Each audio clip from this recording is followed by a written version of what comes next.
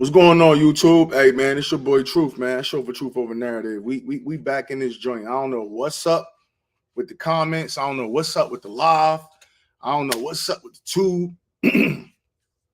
Trying to see what's going on, man. So hopefully this one is working. Let me see. Let me see. Let me see. Okay. All right, bet. There we go. My man B was good. B was good. There we go. I don't know what's up, man. I don't know what was going on, but let me drop this link in here, man, so we can get this convo popping, man. You know what I'm saying? For sure. Let me see. There we go.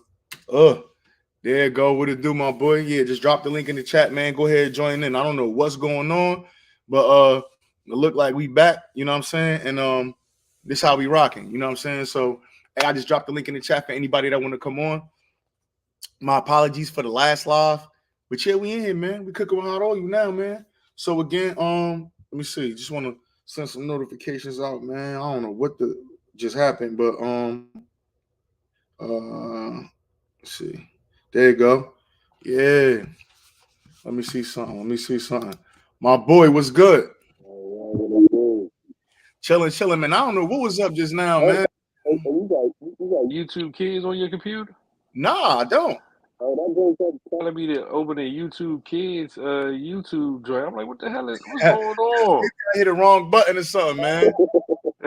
I'm like, babe, you know, because I got the YouTube Kids app on my phone for my daughter. So I'm like, oh, they keep asking me to open it up in there. Now the comments was on. I'm like, what's going on?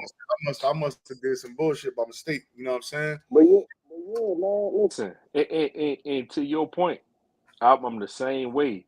He got a puncher's chance. And fool, listen, one of my favorite fighters, Deontay Wilder. Same way. You having a puncher's chance. AP, your value, like you sound clear once and then you sound wild muffled like the next second. My back, you hear me now? Perfect. Ass AirPods in. But why just like Wilder, puncher's chance with it. You know, like I don't see how Ryan Garcia win this fight. He gonna be forced to exchange with Tank, and it's not gonna go well. It's not gonna go well. Yeah, we're gonna see, man. Yeah, my man. Hold on, let me. My bad, Broadway. What up? You hear me? Chiller, yeah, I can hear you, bro. I'm just good. We good, bro. What the fuck is going on, bro? I'm good. I'm good. What are you doing? No. It keep like this joint. I gotta, I don't know, man. I might have to give. I don't know what I do, man. I'm like, did I say something about the YouTube creator or something? The fuck, shadow ban your boy. Yeah, they try to ban you already. You good? Man. You know what it is. They don't like the fact that you're not making enough about the rehydration clause. So they upset that let that go, man. Let that go. Let that go. Come on, man. Come on, man. Word. Man. Hey, shout out to my man Juice. Hey, A-side in the chat, man. Yeah, I think your comments was off. The Wayne was heated. Ryan was focused on Tank. Tank was on Demon Time. Yeah, man. Yo, what y'all think about fucking? But first of all, we know that weigh-in etiquette, right? Face-off etiquette. Whatever side your fighter is on, that's the side you stay on. But Nard was clearly on taking them side, bro. Like, what's up? And then he was like, watch the legs. Like, why you could have told him that from the other side? Like, why you touching him? Fool, like, go somewhere else, man. Weird. That's but he attention whore, man. It gotta be about him. He missed being in front of them cameras and them lights, man. He missed that. He's still too close to it. I seen you just say that on one of your posts on Twitter too. Somebody made a comment about the black community not supporting him. But yo, he do a lot. Yo, you know what's crazy? Because like nobody could argue Bernard Hopkins' place in history, right? And this dude is probably, I'm trying to, because I don't want to misspeak just because we haven't for the sake of conversation. But Bernard Hopkins is from arguably the most storied city, the most storied boxing city in the world. Right. And you got all these champions, all these fighters, all this, all that. But Bernard Hopkins, for some reason, don't get that love in Philly. And on top of that, he not showing fighters from Philly that love either. Yeah, and he got that connection with Golden Boy, and I always found it weird that he hasn't like Stephen Fulton not that Golden Boy, Boots not that Golden Boy. You know, any of these upcoming fighters are not at Golden Boy. Like Jesse Hart wasn't at Golden Boy, Mike Jones wasn't at Golden Boy, and those guys may not have panned out how as good as the other guys I mentioned, but. Shit, nobody from Philly. The only person from Philly you giving love to is Gabe Rosado, and that probably was on fucking Oscar's side who put him on. Facts. And then and truthfully, I don't even think it was that because ain't Gabe Rosado a DAZN? I mean, a Matchroom guy? Nah, I don't know. I know. Well, he fought Danny Jacobs on the Matchroom card. He fought Beck the Bully because Beck the Bully's a Matchroom fighter, if I'm not mistaken. He fought Beck the Bully on a Matchroom card. That might have been DAZN saying we want this fight on this card. You know what I'm saying? I don't know if Gabe was Gabe's promotional standpoint, but I do know Golden Boy fucks with Gabe. That I do know. Yeah, I like that. Hey, real quick, my bad, my phone went out. But I was listening to Greg, what is it? Greg Hat? Yeah, I watched that too. Yeah. He was talking about that. He was saying how B-Hop don't do much for the people in Philly. Like he don't get back to the boxes. He don't come back, get a local community. That's why he don't get too much love back in Philly. Like people know who B-Hop is. He will come back. Yeah, I don't even think of I don't even make too much of him giving back because a lot of times, and I'm not speaking for Bernard Hopkins specifically, I'm speaking in general. A lot of times people don't have as much as you think. Like a lot of times be like, yo, that dude's a fucking, he probably got like 20 million in the bank and he not as rich. My concern is you got a clear connection with Golden Boy, a major promoter in America, and you haven't brought one dude from Philly. Why is Danny Garcia? He said that too. Broadway. Yeah, you cooking right now. Go ahead. Yeah. I'm just saying, like, even if whether you brought a guy from Philly, he ain't pan out. He wasn't as good as we thought. But damn, y'all don't got one guy, two guys, and you got arguably the greatest fighter to ever come out your city working for a fucking big ass promotional company. Bro, that shit crazy. But see, he been on his even that shit the other day with him sitting on the edge of the tape, like that shit. I don't know, man. I don't know what's up. What is he over there at Golden Boy? I mean, I know he got some stake in that joint, but like, is he like is that what he's supposed to be doing right now? I don't know what he's supposed to be doing. Nah, honestly, listen. I honestly, whenever he speaks about certain fights, his interviews do views. So, to some perspective, he works as like a promoter in the sense that when he does talk boxing, he likes to talk about Golden Boy events and stuff like that. But I'm just saying he needs to have a more proactive role of the talent coming out of Philly. Like he really should not have let Boots and fucking Stephen Fulton fly under. Come on. And you know what's crazy, bro? He been there so long that's just not gonna happen. Like if that was gonna happen, it would have happened in the first fucking how long he been with Golden Boy? 10 years at least. Oh, right? Longer, yo, bro. Yeah, 15, yeah. I don't know. I'm saying, but he like it would have been. I mean, and he's 15, however many years, it would have happened already. Like you know what I'm saying? Like I don't think this motherfucker's gonna turn like 60 and be like, you know what? Let me put Philly on. Like, you know what I mean? I don't know, man. That's weird, man. It's weird. Like you think, right? Let's say I fucking PB. Let's say Top Rank give me a job. You don't think I'm gonna be bringing Dominicans to Top Rank? You know what I'm saying? Of course. Like it's not even on some like bias shit. It's just those are the people I know, and those are the people I'm gonna bring up with me if I'm over somewhere. My man Boston said that. We say, man, listen, Philly is weird with their fighters. The Philly got B-Hop and Smoking Joe, and they give more love to Sylvester Stallone. Well, nah, they still that's a movie, but they still fuck with the fighters. I think it's B-Hop in itself, bro. Like I think it's B-Hop. Like Joe Frazier get hella love in Philly. You know, he had the Joe Frazier gym. I think they turned it into something else. Whatever, you know, it's sad to see they let the gym go down, but yeah, man, like that shit. There is a Joe Frazier statue that was erected like I want to say like 5 years ago. I could be wrong. Yeah.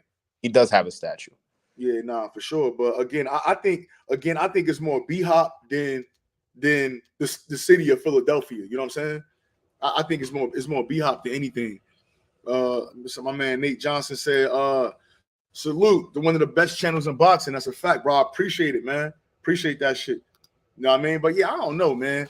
What's so Is it a rule? Is it a rule that if you like say he with Golden Boy, you can't even shout out to different fighters from Philly? Like, yeah, Boots Fulton about to go over to when China. they interview him, they ask him about other Philly fighters, and he gives love. But my thing is, it's like, why you not putting dudes on? That's the thing. Like, yo, you got the plug. Like, not to bring us some street talk, but you got the plug with you. You can't plug one of your mans with them. Like, not one. I'm not talking about like, damn, yo, you got to bring fucking 20 guys. The 20, you know, Philly don't got 20 people worth signing, but damn, you can't get one or two. Yeah, that's the crazy work part. You know what I mean? And my man Nate said Tank and 7. And so kind of, you know, getting off Bernard Hopkins, man. Ryan didn't look like too dehydrated to me. What about what y'all thought? Like, did y'all think he looked like dehydrated or what? Listen, Brian can make 135 easily. I don't want he was talking that bullshit. He can make that shit comfortably, and that's what he did. Yeah, now and you know what? And truthfully, after the matter of fact, I'm gonna go ahead, bro. How do you feel about Ryan making 130? Give me 1 second. Give me 1 second. All right, cool. So just to get into it a little bit, matter of fact, hey, shout out to Kareem's Boxing News. Hey, go check out his channel. I think this is his first time on here. My man Kareem, if you ain't hit subscribe. I know we got a couple people in the chat, man. Make sure I hit that like button. Make sure y'all hit that subscribe button. You know what I mean? Tune in, man. This A-Side Boxing Talk. Again, I say this. Y'all fucking with me because most motherfuckers don't know shit about boxing. That's a fact, though. But listen, man. Ryan looked good, man. In the last fight, they talked about they would have fought at 135, but Fortuna Camp couldn't make the weight. You know what I'm saying? We never seen this guy miss weight before. I think he looked good. I don't think nothing was wrong with him. Again, now, did he make a point yesterday? Hell yeah. Matter of fact, I'm gonna wait. Tank looked good too. You know what I'm saying? Tank definitely he looked good too. It just seemed I just felt a lot of the mind game. Like I felt like this was a cluster of everybody trying to. It's a lot of mind games going into this. It's a lot. And you want me to tell you how? Did you see Tank talk about him eating breakfast? Yeah. I said, Tank fucking with him right now. He said, he just got working out. Yeah. All right, so let me talk about the weigh-in. So Ryan ain't look too drained. He ain't look too drained. But I'm gonna stay consistent. My problem was never the catch weight. I said I don't like the catch weight, but sometimes to make big fights, you gotta do what you gotta do. My problem was always with the rehydration clause, especially since it has a catch weight as well. So, you know, problem is right now Ryan can't go eat whatever the fuck he want and hydrate as much as. What if he wants to hydrate to 149? Let's just say there was no, and 149 is where he would feel most comfortable. But now he can't go past 146. You know, that's my problem. I've been consistent. That rehydration clause is some bullshit, and I'm gonna stay that way. Yeah, well, I'm not a fan of the rehydration clause either, bro. But I will say that he can rehydrate now. He got to be 146 at 10 in the morning. So 10 in the morning, 11. Okay, 11. My bad. So at 11, he got to be 146. After that, he can do whatever he want to do. Yeah, you know but what I'm saying? The thing is, I agree. I know. It's still not enough time. It's like for your body to rehydrate the way you want it to. Hey, listen, Broadway. This too, though. Tank naturally is a fat boy. No, but he's naturally a small guy. Like I think he is, but Tank can get up there and wait if he let himself go. So even with Tank gonna about to be. It's not like he gonna be bigger than Ryan at all. They're gonna be the same. It's gonna be the same. I do get what you mean. I don't no question. The rehydration clause was, but it's like it is what it is. Ryan signed the joint. It's fight week already. Ryan must have knew. No. I'm not talking to you. I'm talking to general. I'm not saying it's just to you. I'm just saying for Ryan. Ryan knew that he had some type of confidence that he was gonna feel good at 146 or whatever he can rehydrate to. He knew that he could make the weight of 136 and rehydrate. So that's why I'm like, it is what it is with the rehydration clause to me. Facts. Hey, shout out to Barbara Troy. She in the chat said A-Side Boxing Talk. Salute, Barbara. How you doing? Yeah, man. I don't know, man. But the thing that I will say though, Brian, like Ryan had a point yesterday. And that's why I just honestly, even with the person being in the camp, like that don't do nothing for real. Because you still gotta dodge the same punches, huh? But is it true? It could be another mind game. That's what I'm saying. Whether it's true or not, like you're like, yeah, we got some because Ryan said, yeah, well, you talking about you got people in my camp and blah blah blah. You so worried about me. Like, I feel like Ryan feeding into the narrative, and I think that Ryan, but it might be helping Ryan. Ryan thinking that maybe feeling like, yo, this motherfucker might be a little scared of me. It might give him more confidence. Maybe make a jump out the window, maybe not. But I think it's a lot of mind games going on, and I feel like you have to feel. It's one thing about selling the fight again, and that's where the lines get blurred a little bit because it's like, is they just selling the fight? Do he really got a spy there? Is he really worried about Ryan, or is he just talking? Like, you know what I'm saying? So yeah, honestly, I feel like Tank's whole team got smashed last night when that press. Yeah, because he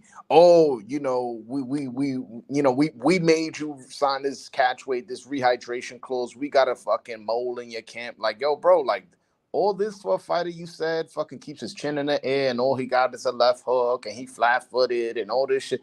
It's like, to me, they make themselves look stupid. And then Leonard Ellaby starts pumping his fucking chest out. But you go on BoxRec right now and it doesn't say Mayweather Promotions as one of the promoters. It says TGB and it says fucking Golden Boy. So I don't know why he fucking decided to fucking talk shit to Oscar De La Hoya when I ain't felt like Oscar De La Hoya said anything disrespectful. He just said, oh, y'all not confident in Tank and like whatever. Like, that's why y'all put these clauses. Talking boxing shit. This motherfucker want to get all personal. I felt like the whole Tank team took a L. Now, they may win the fight, but definitely that press conference, I think it sold the fight. I think all that, man, is good for the fight, man. And I understand you. I understand you, Bravo. He did get it personal, like it wasn't even his own boxing. It sold the fight to me. Yeah, that's not new for Ellaby. Ellaby always makes himself look stupid, man. Yeah, that's a fact though. I was looking at that too, bro, because I did a little research and that GTD Promotions is owned by Tank only. I didn't see nobody else name on there. Now, maybe he got Leonard Ellaby working with him because obviously Leonard Ellaby has done good business in the past. He may be working with Leonard Ellaby specifically just on the particulars. Again, I think sometimes people overrate Floyd Mayweather position in Mayweather Promotions. You get what I'm saying? I'm sure. I know for a fact Floyd Mayweather is not in the day in, day out intricate like details of what's going on. I know for a fact that most of that is Leonard Ellaby. So even with Tank, he got his own GTD Promotions, but I still think that, I mean, it's obvious, it's clear that Leonard Ellaby got some kind of, you know what I mean, role in that joint. You know what I'm saying? Nah, I'm just saying, like, let's say Ellaby, whatever. First of all, Ellaby talk about we stole your fighters. We is too many people. You ain't steal shit. I look at Mayweather Promotions, and I'm giving you Tank. Let's just and I don't think he's a Mayweather Promotions fighter anymore, but I'll give you Tank. That's the only fighter you got. Yo, Oscar De La Hoya got Ryan, got Virgil, got Munguia, got fucking Zerto. So you talking to somebody who's a higher status on the fucking totem pole than you. Like, who the fuck do you got, bro? Well, I think when you say the we part, I think it's clear he talking about like the PBC side, Al Heyman, because them guys. Yeah, really that's corny though. That's corny. You trying to claim something somebody else did? You don't own PBC. That's like me going. That's like you getting an interview with fucking Tank. Let's just say, and I go, we got an interview with Tank. Nah, A-Side Boxing Talk got an interview with Tank, not Broadway Joel. So it's like I don't know. That's and you my man. I would be happy for you. I'll be celebrating. Man, no Broadway. Like Drumline say, one band, one sound. You hear me? Like, man, listen. If A-Side, if Broadway say, man, listen, I got an interview, man, we got an interview. But the thing is, but now hit me out though. Like, be like, they locked in over there, So of course he gonna say the we. Even though I get your point, it ain't no we, but to them over there, their relationship might be on that type of stuff. I'm just saying, if I'm Ellaby, I'll keep it. I'm keeping it boxing as Oscar De La Hoya did, because if we really want to pull rank right now, who if you a fighter, who would you want to sign with? Would you want to sign with Mayweather Promotions or Golden Boy? I mean, Yeah, it depends on what color your skin is, bro. I'm gonna be 100. No question. You know what I mean? Like, it ain't really too many black fighters over at Mayweather Promotion. Even you got even guys, you got guys like Lamont Roach Jr., shit like that. You know what I'm saying? Like, Floyd that's Schofield. one time a year. And, you know what I mean? Shit get weird over there. But again, Mayweather Promotions has shown that they've made, you know, one star. You get what I'm saying? And Tank Davis, who's arguably one of the biggest guys, but it's a lot of guys with horror stories over there for Mayweather Promotions. You know what I mean? But either way, I don't really want to, you know, jump on that portion. That shit did sell the fight. My man Greedy said cats be hating on Ellaby. Y'all think he up there for nothing? Nah, I'm sure Ellaby up there getting his bag and he a part of the business. I mean, the motherfuckers up there selling the fight, man. I might have got up there and talked about a motherfucking mama yesterday. You know what I'm saying? For the million pay-per-view buys, you know what I'm saying? For real. Like this a real big fight. If he's pulling rank, us people as the viewers of the event could pull rank on him too. And the shit is not good, man. Compared to where Oscar is currently. I'm not talking about, oh yeah, what he did with fucking Mayweather fucking 10 years ago. I'm talking about currently. Who the fuck does he got? Yeah. No, you're right. You're right for sure. So like play your position, brother. Promote the fight, and you did a good job. But if you're gonna pull rank on Oscar, and then other people start pulling rank, don't get mad at your resume. Like, just the fact that you don't got no fighters, don't get mad that other people pointing that out. You pointed out a truth about Oscar that Al Heyman took his fighters. You pulled that. That's a fact. Yeah. But what's also a fact is you don't got no fighters right now. Yeah. I don't know when's the next Mayweather Promotions event. So that like come on, man, stop that. I'm with you, my boy. All right, so again, man, Broadway. Matter of fact, hey Cal, what's up? What up, man? What's good, my boy? How you feeling, Cal? My bad. What it do, man? I jumped on and I got a call as soon as I jumped on, man. Hey, hold on. Let me listen. I'm still waiting on Broad, and you know what? I got you too next time, be Doug. I downloaded it. I ain't put it on my joint yet, but let me definitely. You know what I mean? 305 fitted, man. What's good, my boy? The shit show, man. What's popping? Chilling, man. How you feeling? What's your prediction for the fight tomorrow night, man? Man, I think it's gonna end by stoppage. Can I stay that wide? Can I stay that broad? By stoppage? Damn, that's. I'm just saying. I think it's gonna end by stoppage. I don't really want to say a name. Can I leave it like that? Where your money at? My money is, I bet different with my money, bro. When I bet with my money, I bet like hoping and wishing. So I'm gonna bet that the fight go the distance. Oh, okay. We ain't trying to hit that, Cal. That's what the odds at. Who you betting with? That's what the odds. No, I'm betting. And my man B Doug said, "Rep your hood, nigga. Who you with?" The 305 fitted. Hey, ain't nothing wrong with that. Hey man, there's a couple people up here, man. Make sure I hit that like button. Appreciate you, Barbara. Yeah, man. I don't know, man. My biggest, you know, all of the pre-fight shit away. My biggest like question is, it is a way for Ryan Garcia to win this fight. I think that Ryan Garcia will have to like keep Tank at, like, you know, control distance the best he can. Try to keep Tank like at the end of his establish a jab, right? Try to keep Tank at the end of it. You know what I mean? You know, keep whipping that hook. Like Ryan Garcia, one thing that he do that I really do like was like that motherfucker jab, he'll double jab, and then he'll jab again, and then he'll like come like he jabbing, he'll whip that hook, bro. Like, you know what I'm saying? Like he's surgical with that motherfucker. I'm not gonna lie, I'm gonna be 100. Like he's surgical with that motherfucker, but at the same time, I don't know if he got enough boxing IQ to keep Tank at bay. I don't know if he got enough boxing IQ to not fucking keep his chin in the air when he throwing combinations. I don't know if he's been in deep waters enough to where the championship rounds, he's still holding it together, keeping his guard up, throwing the same hard ass punches and all of that. You know what I'm saying? Exactly. And that's my whole point with Ryan, right? It's like, no question, he dangerous. Since we was at the Wilder fight, the only me and KB was saying, the only person we really are worried about with Tank is Ryan. Like we've been saying, there's no question about it. But well, the thing is about Shakur Stevenson too, bro. But we gonna Shakur. But this is before 135. This is before he got to 135. But we've been saying well, I've been saying that when it like even what you say about Spence and Bud when they fight, when they get hit in the mouth, shit go left for them. You want to see what we gonna have to see what Ryan gonna start doing. The things you said, I'm pretty sure he worked on those, not keeping his chin in the air, not having his hands down. But they habits, they gonna be old habits. Now when he get an exchange with Tank and get hit, them habits might kick in. Yeah. And that might be detrimental. That might be dangerous for him. Word. So what's your prediction? Oh, I got Tank. In I six? got Tank between 1 and 6. Mm. I'm gonna go ahead early. So it's funny because Ryan last what 1, 2, 3, 4, 5. His last 5 fights been 12 rounders, but so his first 12 rounder was in 2019. That's when he knocked out Romero Duno in the first round. Then he followed that up.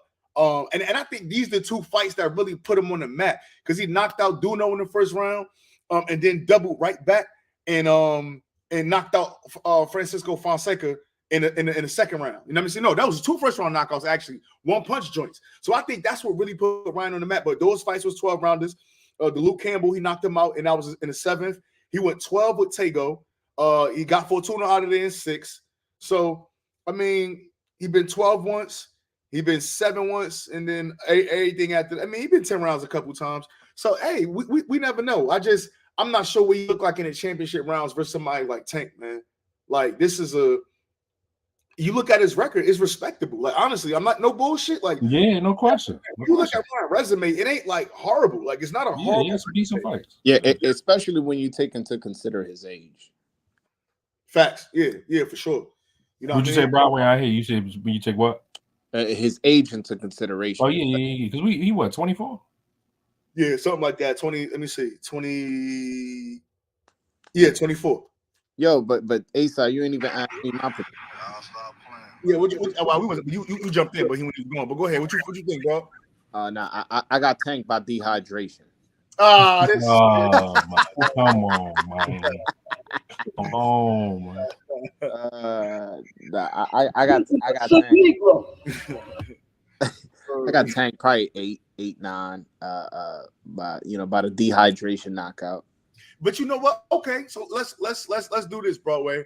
Both guys can hydrate to whatever they want to hydrate. How would you have seen this fight ending? I don't know. I think I would have picked Ryan. But nah, I'm not. I'm picking Tank. Crazy. So I'm not. We had talked about that. No. And hold on. Let me break it down. Why? Why? So one thing that I saw in the Fortuna fight, right? So one, he's definitely keeping his chin a lot more down than he did in previous fights. I think Joe Goosum had him worked on that. And then one thing I saw that he was doing that was very effective against Fortuna, who's similar in height. Don't say I'm saying that Tank is fucking Fortuna. I'm not saying that. But they're southpaws in similar height. Yeah. And he would back straight back, which isn't good. But he was back straight back with his jab had extended to keep the distance. And considering Ryan has such a fucking height advantage, he really was keeping fucking Fortuna very far away from him by doing that. And I'm like, yo, if he does that against Tank, like Tank is not going to be able to reach him because he's like a good 4 or 5 inches taller than him. So that, and then again, Tank does get hit. He's a great fighter. I'm not taking that away from him. But yo, we even saw Hector Garcia putting hands on him at some points where it's like, what's gonna happen when it's Ryan hitting you? And Ryan could fucking hold right there, Bobby, right there. I want to stop it right there. Let's be honest, man. Hector Garcia is way more skilled than Ryan Garcia. Yeah, but Ryan Garcia got way more faster hands and way more power. A lot of times, but he ain't got that IQ that was countering like Hector Garcia was, man. Hector Garcia was standing in there. We don't know if Ryan can do that. Ryan's a good counterpuncher. I don't know why people say that. He'll do a lot of catch and shoots. He'll do a lot of feint, like he's going to the head and go to the body. I understand that. Going to the body and go to the head. he's a lot more craftier than people make him out to be. I understand that, but listen, Garcia's doing this with a skill level like Tank. Ryan Garcia ain't did that with nobody like Tank yet. So I mean, I'm not saying it can't be done, but we can't compare Hector Garcia and Ryan Garcia because Hector way better than Ryan in my. All right, so let me Now, ask, who will win in the fight? Ryan. exactly. There we go. Well, height gonna play a difference in that, man. But I just think Hector Garcia is way more skilled than Ryan. No, He said who won I the think fight. Hector got better feet. I think Hector got better feet, and I don't even think that's an argument. But as far as like ability, I think, and y'all know I'm biased. I got the best relationship with Hector, but just me being unbiased, he don't got the skills that fucking ability that fucking Ryan got. Ryan got super fast hands, super power in his gloves, and it's like, and again, it's either craftiest of crafty, but he makes up for it in speed and power. Man, listen, you know, I listen, Broadway. I be hearing everything that you saying and other people saying, but I really challenge y'all to go look at that Tego footage. That shit for me, bro. That shit say a lot for me. Now I know it might have been whatever, but Ryan got all of that talent, all of that power. But if Tego could stay upright and he did get dropped early. But if Tego could make it 12 with Ryan Garcia and he was moving in the first half of that fight, in the second half of that fight, he was right in front of Ryan Garcia. He was taking punches from Ryan Garcia. He was giving punches back, to big punches back to Ryan Garcia. And the motherfuckers fought and he went 12. Like, again, DAZN, one thing, the credit I give DAZN, they got the most in-depth highlight. I think the Ryan Garcia and Tego highlights is like 15 minutes, bro.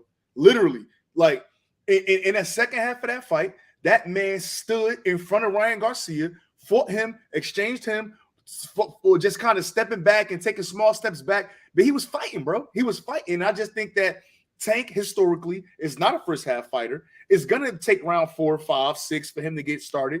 But once he gets started and kind of picked up some habits I don't think Ryan got enough looks to throw Tank Davis off much. Once Ryan start unleashing that hook, he's not a big combination puncher. Like my man, like Gritty said earlier, Ryan don't put punches together like that. Like he might give you that hook with that straight down the middle, but maybe a 3-punch combination. To me, he seems like he has a lot of ability, like, but he limited to me. Am I wrong? Is that like, am I unfair? Is that too hard? Am I unfair? I just think dude is limited. Like, you know what I'm saying? I'll put it to you like this: does Tank get hit? For sure. All right. And can Ryan knock people out? For sure. Okay. And then we saw in the Mario Barrios fight, up until there was like, I think that it was the 8th or 9th. I forget what round. Don't quote me in the round. Mayweather was like, "Yo, you down in this fight," and this is after dropping Barrios. And Barrios has a similar height to what Ryan Garcia has, and he is not as good as Ryan Garcia, in my opinion. I'm not picking Ryan. I'm picking Tank. But I'm just saying, people dismissing fucking Ryan as this fucking little Disney character, and he's just a TikToker that ain't gonna do shit, and he's trash. I think you guys are severely underrating him. I think his ability makes up for whatever fucking skills he lacks. No, I'm with you. I'm with you. But I think again, remember when he fought what's his guy name? When he fought Mario Barrios was like 26-0, like 16, 17 knockouts. You know what I'm saying? That he was doing his thing. He fought. I think his matter of fact, now I'm looking at I'm just kind of going back looking at Mario Barrios. He fought Akhmadov to a decision, in which most people was like about that fight, but Cowboy Carl after that knocked him out. Before Akhmadov, 1, 2, 3, 4, 5, 6, 7, 8, like 8 straight knockouts before the Akhmadov fight. So Barrios was a puncher too. It took Tank longer now. So now it did take him longer to figure it out, and with the power situation. And he said after the fight, he was like, "Yo, that dude was kind of strong. It took me a minute." You get what I'm saying? But I don't know. Again, Mario Barrios don't got the speed of a Ryan Garcia. I don't think Ryan Garcia got the footwork. I don't think Ryan Garcia is crafty enough. Is as crafty. I don't think he's crafty at all, to be honest. But tomorrow night, we're going to find out, bro. We for sure going to find out tomorrow night. That's what I'm waiting on, man. We gonna see tomorrow night. Any other fights that y'all interested in on that card?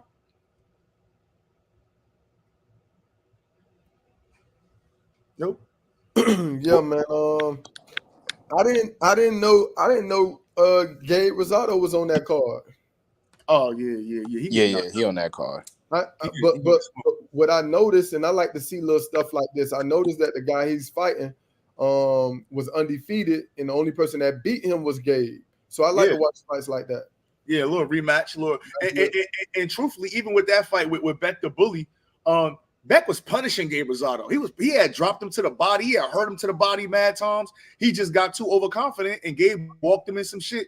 And that Gabe had been setting up that punch for rounds, bro. And he walked him right into that shit. And truthfully, you know what I mean? He was fucking pause. He was face down, ass up and shit. But he did get up. Like, he got up. Like, it looked like he was going to be out clean, but he did. He got stopped. He was up on his feet, when, you know what I mean? But, you know, I think he's going to knock Gabe Rosado out. I'm get a good rematch now. Yeah, I'm interested in, obviously, Elijah Garcia. Fedor Sarkisian. I think that in the next couple years, like them guys, along with what's the guy that beat Jared Hurd, Resendez. I think we about to see a uptick at 160. Obviously, you got your Adames is up there. He about to fight J-Rock. I'm hearing that Andre reached out to Charlo about a fight for the strap, even though that was a phone call. So that's what it was. You know what I'm saying? But I think 160 is going to have a little resurgence, man. Maybe Fundora moves up to 160. I really think that's what he should do. But we'll see, man. I think it's going to be 160. I'm just kind of excited about the possibilities there. I don't know what to think about Fundora, man. I don't know what he do next. That 160 move might be the best for him, though. I mean, I don't know if he was having trouble with the weight, but I mean, I just, he was winning the fight. He just got caught. That's what I'm saying, though, bro. And I look at it like 160 is an easier division. His style, like, he's not a good, like, for him with his length, he's not a good outside fighter. He has to fight on the inside. Like, he got to do that. And go ahead.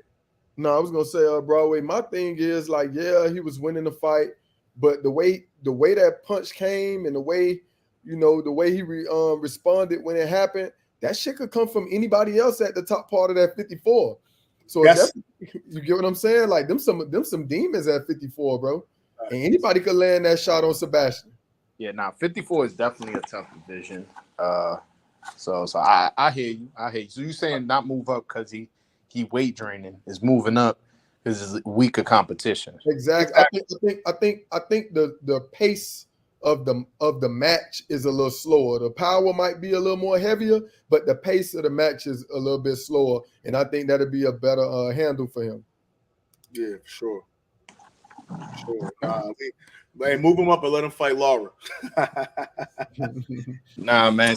Listen, man. This is my prediction. This isn't like something I heard from a source. This is Broadway Joel just using his boxing mind. I don't think Charlo's ever going to fight Adames.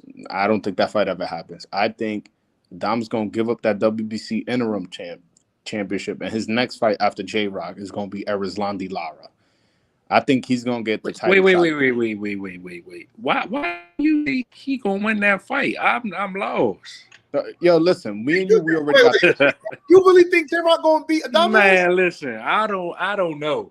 I think Adames is a dog, but you never know, man. I gotta give. Listen, I gave Jerry Hurd one more fight. I gotta give J-Rock one more. I'm not saying J-Rock gonna win this fight. I put my money where my mouth is, but I really think I'm gonna have to give. I'm giving Broadway money, but still, I gotta believe in J-Rock. I got to. The thing is, yo, listen, Brian.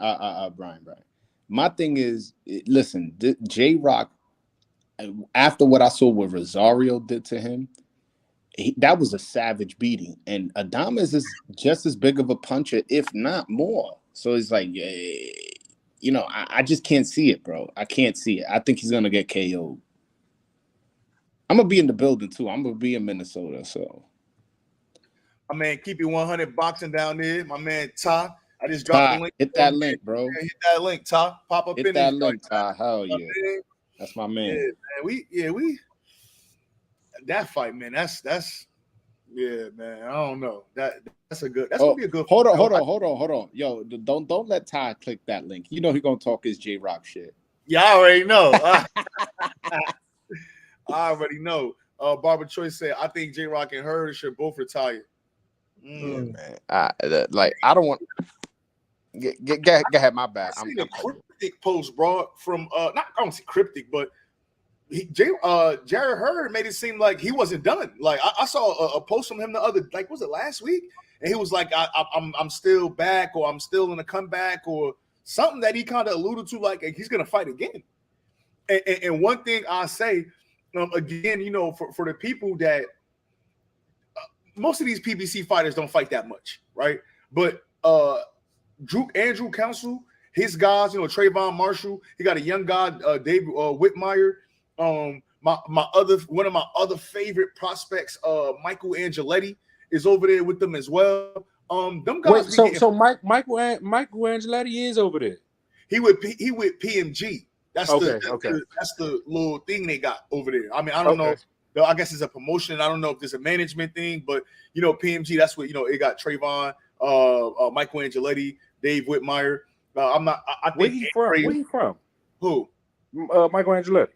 He from New Orleans, but I think he live in Texas. So I guess okay. I thought he was somewhere over here. Okay, got that Regis Prograde thing going on with him. You know what I mean? Hey, my bad. I don't mean to what's the name, but I was trying to get in here earlier to say I want to see Floyd Schofield because I wasn't too impressed with his last fight, and we keep seeing him on Twitter calling out these names. I want to see how he do tomorrow. He fight tomorrow, right? It's a showcase, man. It should, if you should be able to go down the line and hit KO for everything. You think I don't think Elijah gonna get that KO early though. I think he's gonna have to put some work. For Kevin Salgado? You don't think so? I think that's gonna fuck around and be fight of the night, depending on how both of them guys can hold up. Kevin Salgado's a banger. Like that's what I'm saying. I don't think Elijah Garcia will get that unders. He ain't gonna get that 5.5. That's a lot. Hey, he might, bro. Don't sleep, bro. All right. Because just like he said, like, and it was funny too, because you know, again, some guys, like for example, right, and I'm not comparing him to this guy. I see a little bit of similarities, but obviously Elijah gotta mature. You didn't need Julio Cesar Chavez to say this is gonna be an inside fight. Nigga, you knew when Julio Cesar Chavez was fighting what the fuck was about to happen. You know what I'm saying? Like, you knew, hey, he's gonna find some routes, he's gonna get inside, and that's where this fight is gonna be had at. And I think Garcia got the same kind of deal with him. Like, he's gonna make it an inside fight. Like, you know what I mean? He crafty enough, he's slick enough. He kind of, watching him, he remind me of like Charles Conwell a little bit. Like they got like similar styles to me personally, just watching both guys from what I've seen. But I think that could fuck around and be fight of the night. Like they might could steal the show. You know what I'm saying? For however long that lasts, depending. The only thing I will say about Elijah Garcia, and y'all know, truth, me and you, we spoke about how we like him. The only thing I will say is he's young. I don't want to see him get into too much of these knock him out, drag him out fights. I want him to. It's okay to be an offensive fighter, but just learn how to roll with punches a little bit. Maybe learn how to catch and shoot or something like that. You know what I'm saying? Yeah, facts. Rito, what's the word? My boy Asaf, for all the hype. My young boys are going crazy for this, and I'm 28. Nah, it's a fact. They definitely, this fight got hell. Like, hey, matter of fact, and I wanted to ask y'all that too, man. I'm gonna start with my man Ty, since Ty in the building. Hey Ty, since this fight, what's the most hype fight? Like for me, I'm super hyped. But what's another fight in comparison? Like, this is the biggest fight since what? This nigga Ty. No, I'm thinking. I don't know. I'm thinking. Since we don't gotta go that far back. Since Wilder Fury. Wilder Fury was a big fight, bro. Yeah. That was a big fight. That was huge. Yeah, that one. You're right. Okay, but let's do this real quick, Broadway. We know the heavyweights. It don't take. Now, granted, that was a huge fight, but we don't know. It don't take too much for them heavyweight fights to be big. On the under heavyweight, Lloyd Manning. Nah. All the way back there. Floyd McGregor. Triple G Canelo 2. Okay. That was big. That was big. And that did $1 million gate, right, bro? I mean, $1 million bars, right? Yeah, I think it did 1.1. Which are yeah. Okay. I don't know if this goes that big. I'll be honest with you. I don't know. I'm not saying it doesn't. I think 600. No, I think 750. You think so? Yeah, you know what it is? A lot of young cats are fucking talking to me about this. I went to the barbershop last week. And my barber asking me about it. I hear fucking like 16-year-olds talking about it. A lot of motherfuckers that never talk to me about I boxing. think that's the problem, bro. Because the young niggas is the stealing niggas. They just stealing these motherfuckers. I ain't even think of that. Them motherfuckers ahead of the game. They the pirate kings, bro. Like them young motherfuckers you talking about is not buying nothing.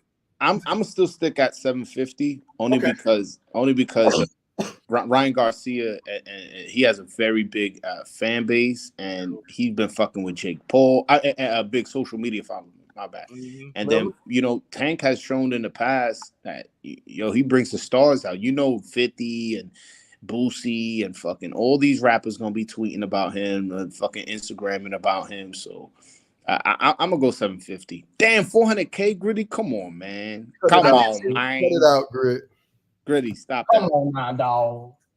Come on, man. Come on, man. I think for sure it's gonna break 500. I'm saying 650. We're gonna see. Let's go down the line. What you think, Cal? I'm gonna ride high, man. I'm gonna go in between y'all, man. Pause. 700. Okay. Yeah.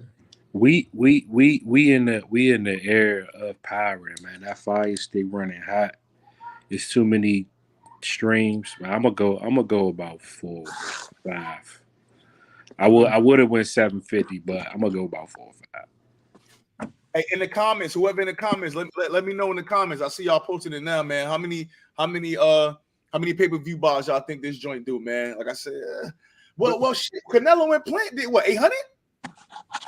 Yeah. They going 7 Bs, bro. They were streaming. People were streaming back then, and then the young people. Hold on. Yeah, come on, man. Caleb Plant versus Canelo, it didn't have the buzz this fight has.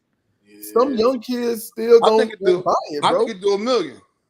You think so? Okay. I think it do $1 million. Yeah, honestly, I'm not putting it past to $1 million. I'm up it to $1 million. You know why? I'm gonna go 750. Nah. You know why I'm up it to $1 million? Caleb Plant versus Canelo was not as big of a fight as this one. It wasn't. What'd they do? 800. They did 800 for real. Yeah, my man. I'm going to mill. Okay, all right. It's gonna we ain't even got to ask about the gate. Yeah. It's gonna do $1 million. Like I agree with that. Listen, fuck the gate. I saw tickets that was 40 bands for the floor, bro. What this gate gonna do? This shit, it's gotta be I think it's at least. Well, Ellaby said it's a top 10 gate ever. He said it's one of the top 10 gate. Well, I think he said top 10 or top 5. I forgot which one he said. But he said for sure. I go for top 5. Yeah, this is a lot of money, man. This a lot of dough. Yeah, I could go for top 5 for shit show. Yeah, let me see. Jalil Hackett. Yeah, he's a you know what, Broadway. And as I was thinking about that, I don't think that this is a good, and maybe it could be me caping for Mayweather Promotions, but I see Barbara said that she want to see Jalil Hackett fight. He from my hometown, DC. Obviously, I live in this area as well. Maybe they just trying to build one star at a time, bro. Like maybe that, because I think Jalil Hackett in 3 or 4 years, he's gonna be really one of them guys. Now his next fight is at like 154 at a catchweight or something like that. So I'm real curious to see, like, when Jalil start to compete for real, what weight class he gonna be in. I feel like they're moving him real slow too. Is it me or my trip? I'll be honest. I'm not on some funny shit. I haven't seen him. I got to YouTube some of his fights. How good is he? He good. He's good. Is he Abdullah Mason good? He not that type of. He more of a pressure fighter. Like he more of a like come forward pressure fighter, find routes to the body type shit. He got a real good gas tank on him and shit like that. He remind you of a growing EJ. Okay, that's good. That's a good comparison. I'm that's gonna be my Tweak home. it up, True. Tweak it up. His defense ain't so people be Earl Spence don't get punched on like that. Like, you know what I mean? For the amount of punches that Earl Spence throw, and I was noticing like what you call that shit, noticing like a parallel too between like Earl Spence and Benavidez, them two guys that throw a shitload of punches. But I guess like when you kind of being rational about it, if I'm throwing so many punches at you, it's kind of hard for you to get your shit together to hit me back. You know what I'm saying? But I don't think Jalil is I don't think he on that. Jalil Hackett is one of them fighters. We're not gonna know what we got in him until he really step up. I don't. Jaleel at 154. His next fight is it's like a catchweight in between there. I don't think his ceiling is higher than Trayvon Marshall's ceiling. I don't. How about Dave? You know, Dave at 154 too. But Dave, I don't want to say he a kid. He a young man. He just started. Right. 1-0. Like we only seen a first round KO with 10 seconds. You know what I mean? Well, shit, how many fights we seen at Jaleel? Like 2, right? Nah, Jalil like 5-0. For real? Damn. Yeah, Jalil, he like 5-0. Let me go on the box. He definitely don't have a higher ceiling than I don't think so. Trayvon. I don't think so either. I'm with you on that. Yeah, we're gonna see though. Let me see. Let me go on the Hey, Ty still there? Ty, you still there? No, I'm gonna get No, yeah, I'm cleaning up. That's that Philly Wi-Fi. He can't hear y'all. No, I'm cleaning up while I had the phone over there. What's going on, Cal? Before you left, man, I wanted to let you know I was gonna get up with you. This is a little off topic, so I ain't gonna stay on it too long. But I saw a video of Beans, and I need you to come to the front of the congregation. You talking about that Petey Crack video? I saw it was a video where a dude was like rhyming in front of the camera, and he had his arm around him, like hyping him up. Yeah. He's in the studio. Yeah. No. It looked like it was like outside or something. I'm not sure, but it was a bunch of niggas around. Yeah, you talking about that Petey Crack video? When he was looking at him all crazy, all in his face. I need somebody from Philly to let me know what was going on. No, nigga. That's why I tell niggas stop doing them pills and drugs. Hey, real quick, my bad, Kyle, since you said that. Hey, Ty, why you think why y'all don't show B-Hop? Not just we was having a conversation earlier. What do B-Hop like? Do B-Hop do anything for Philly boxing? No, he be on some bullshit all about him. Like he don't even come back to Philly and to the boxing scene and nothing. He come back sometimes, but he don't show the young boys love like he's supposed to. I mean, he one of them boys. I guess what I give it ain't about him. He don't care. You know what I mean?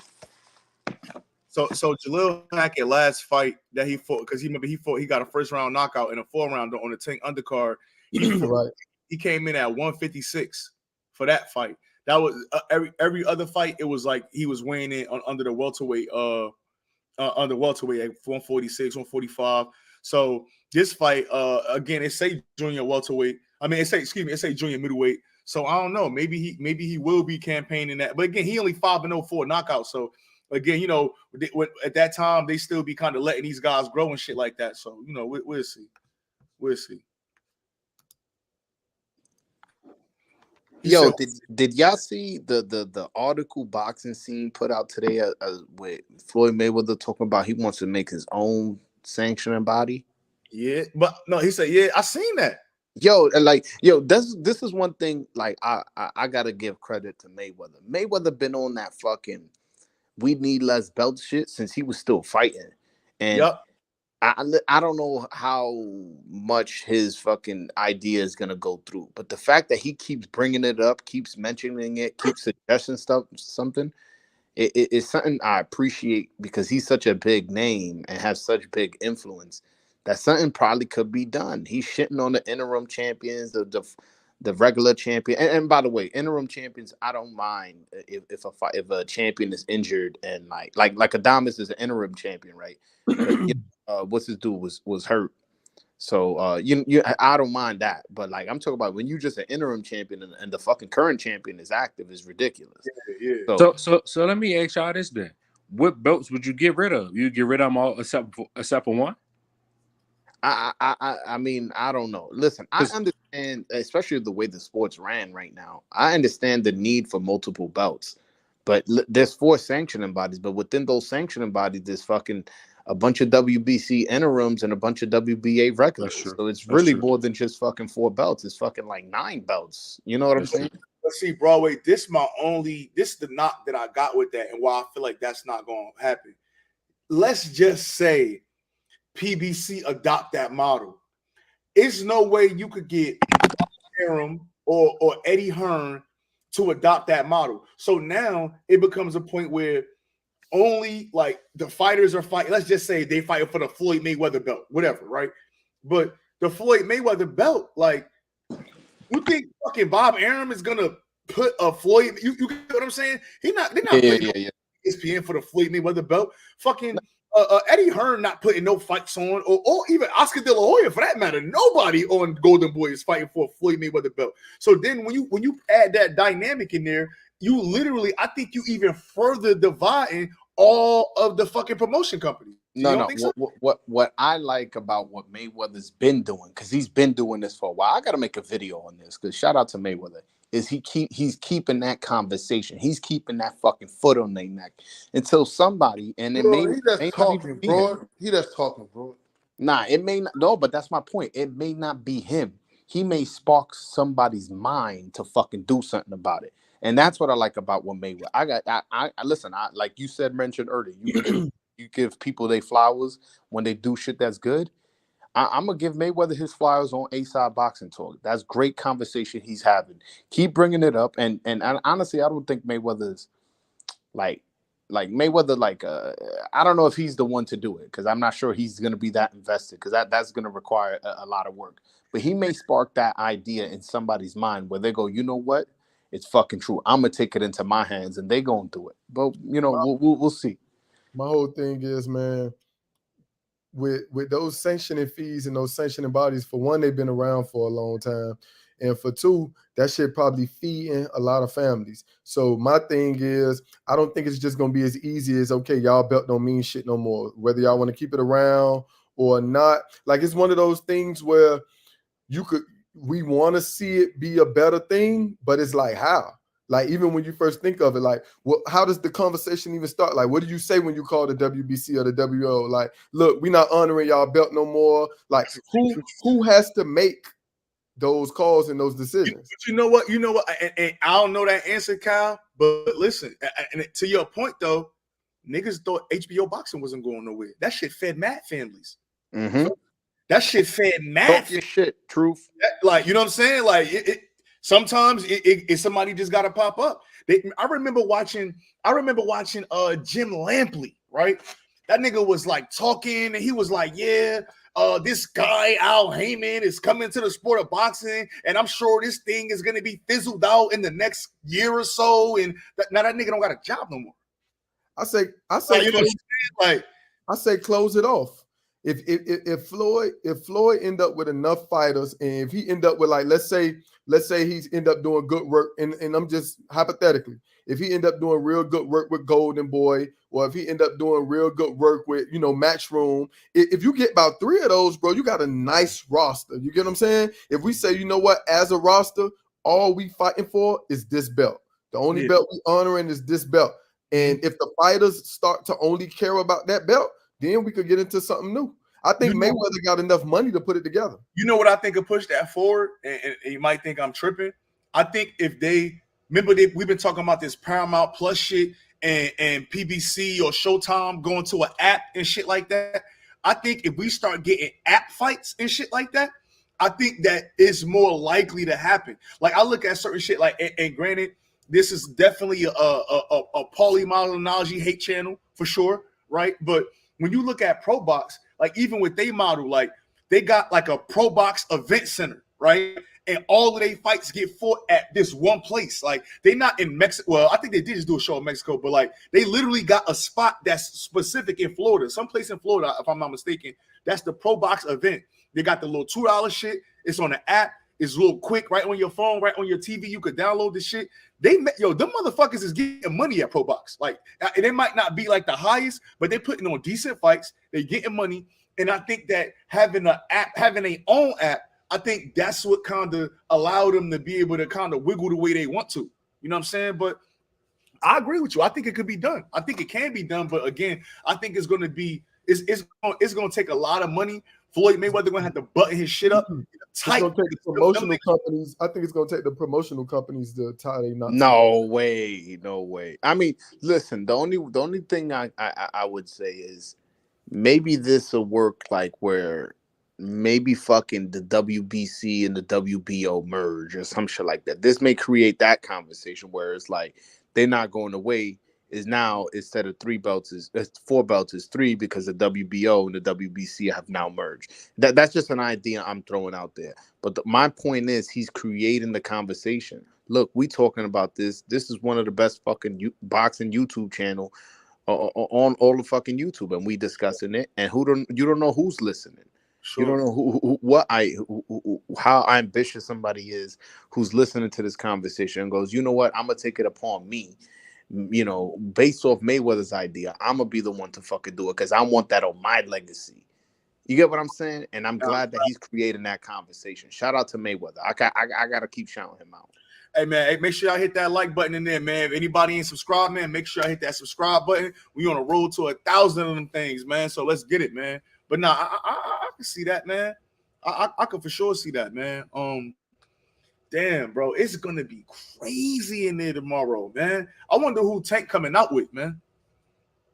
Yo, for real? No cap, bro. Tank fuck around, come out with Tupac for that shit. What if the nigga bring Pac back? A fucking hologram? Nigga Tank come out with Pac. Now I think I didn't somebody say that it was Lil Boosie gonna bring him out? Yeah. I could be wrong. Oh no, I think Lil Boosie bringing out who the fuck Floyd Schofield said who he's. Oh yeah, he is. He bringing out Floyd Schofield. Yeah. All right, so He ain't even gonna be on TV, man. Boosie he gonna bring him out and then leave and then come back when it's time for Ryan and them. He not staying there the whole time. That nigga is not staying there the whole time. Nah, I'm trying. Come on, man. Who the fuck is Elijah Garcia? Nah, it's probably gonna be Lil Baby or Lil Durk or one of them young cats. You know, This is a big one, so I know he's gonna have somebody big. the Baby or something. It gotta be crazy. Nah, not the Baby, probably Lil Baby. Not but Lil Baby walked him out in Atlanta. Yeah. Maybe, what if one of them motherfuckers come out with like Drake or some shit like that? Nah, it ain't that big, bro. What? Drake? You don't think it's that big, bro? Yo, that big, bro. Drake costs money, bro. Attention whore too, though. You don't think Drake want all them eyes on him? I'm just saying that's a big bag, bro.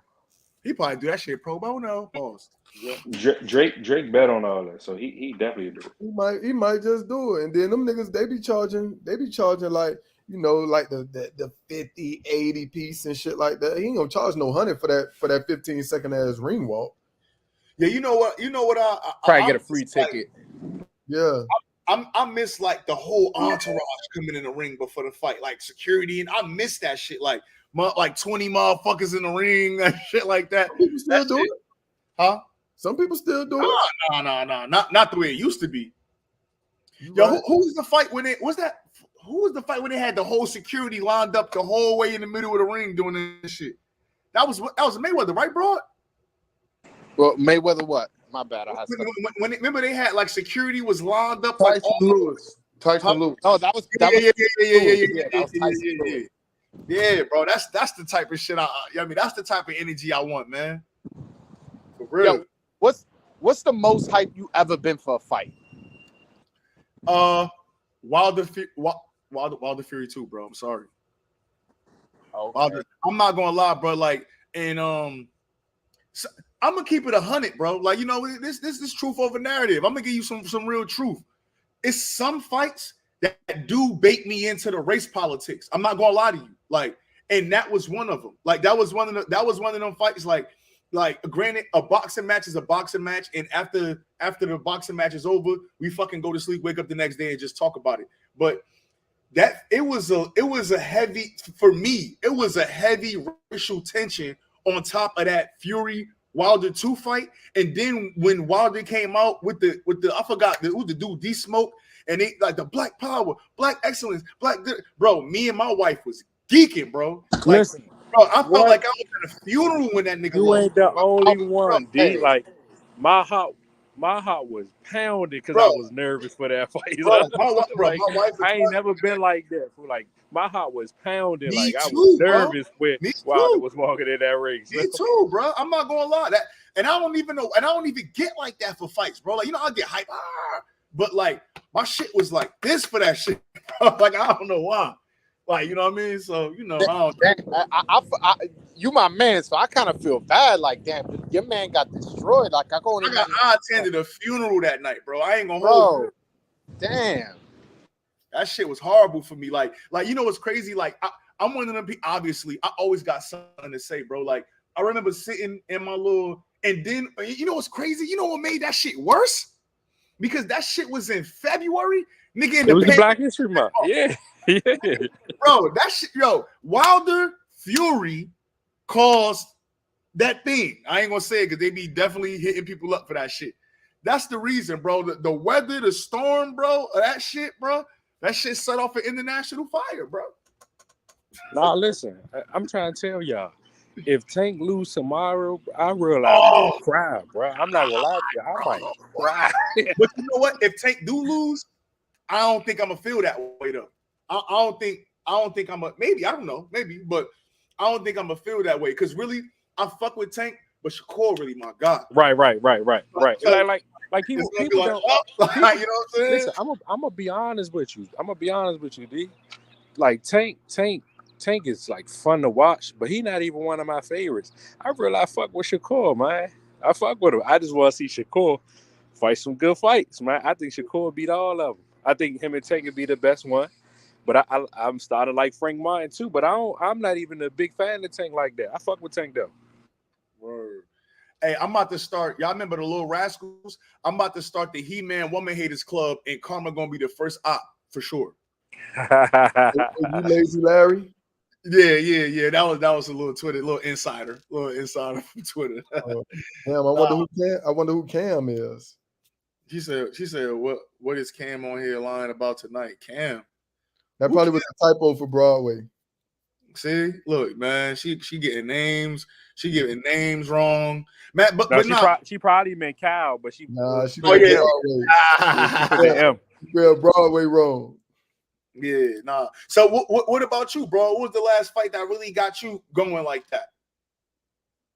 I'm not gonna lie, man. It turned out bad for me too, and it ain't even if we talk about big fights, then I would say Pacquiao Mayweather. Mm-hmm. But if we talk about just like the last fight I was really excited for, and the same thing that happened to you happened to me. Rivera Martin, bro. Yeah. Yo, bro, I was hyped because I was out there. You know, I had took his father out for breakfast. Later on that day, it was the weigh-in. Right after the weigh-in, I went to Hector Garcia gym, saw him spar, gave him the interview, interviewed him there, presented him with Showtime there with the award, and then I went to bed like a fucking baby. Like, yo, and tomorrow my man Rivera about to get this, upset because he was the underdog, and I was talking my shit on Twitter. Y'all remember me? I was talking my shit, and then my man get dominated and dropped. I was like, damn. And then, right, my interview, remember that shit went viral, right? Yeah. Like, people were like, yo, congratulations. Yo, I was like, I remember my shit going viral. It went from 5,000, 10,000, 15,000 views, and 20,000. And man, congrats, bro. I couldn't enjoy it, son. I genuinely could not fucking enjoy my biggest moments. And I was like, damn, that shit hurt me. So let me ask you real quick, boy, and then I'm gonna go to Cal after this. So I remember the doubleheader in Florida. I think I probably talked to you like every day that week when Puyo won his strap and Hector won his strap. So you was more disappointed in the Michelle Rivera fight than you was excited for Hector and Puyo? Yes, and the reason why is because I felt like Puyo. One, I was excited for that fight too. Right, yes, yeah. I felt like that would have been the exclamation point on 2022 Dominican boxing. Yeah, like, yeah. How fucking we had a Diamond score, fantastic knockout over Montiel. We had fucking that big upset by De Los Santos, big upset by Hector Luis Garcia.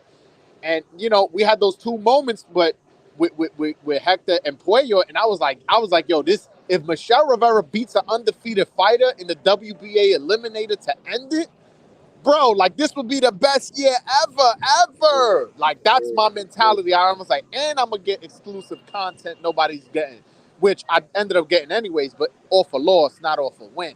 So my mentality was looking at it from a whole year perspective. This shit was in December.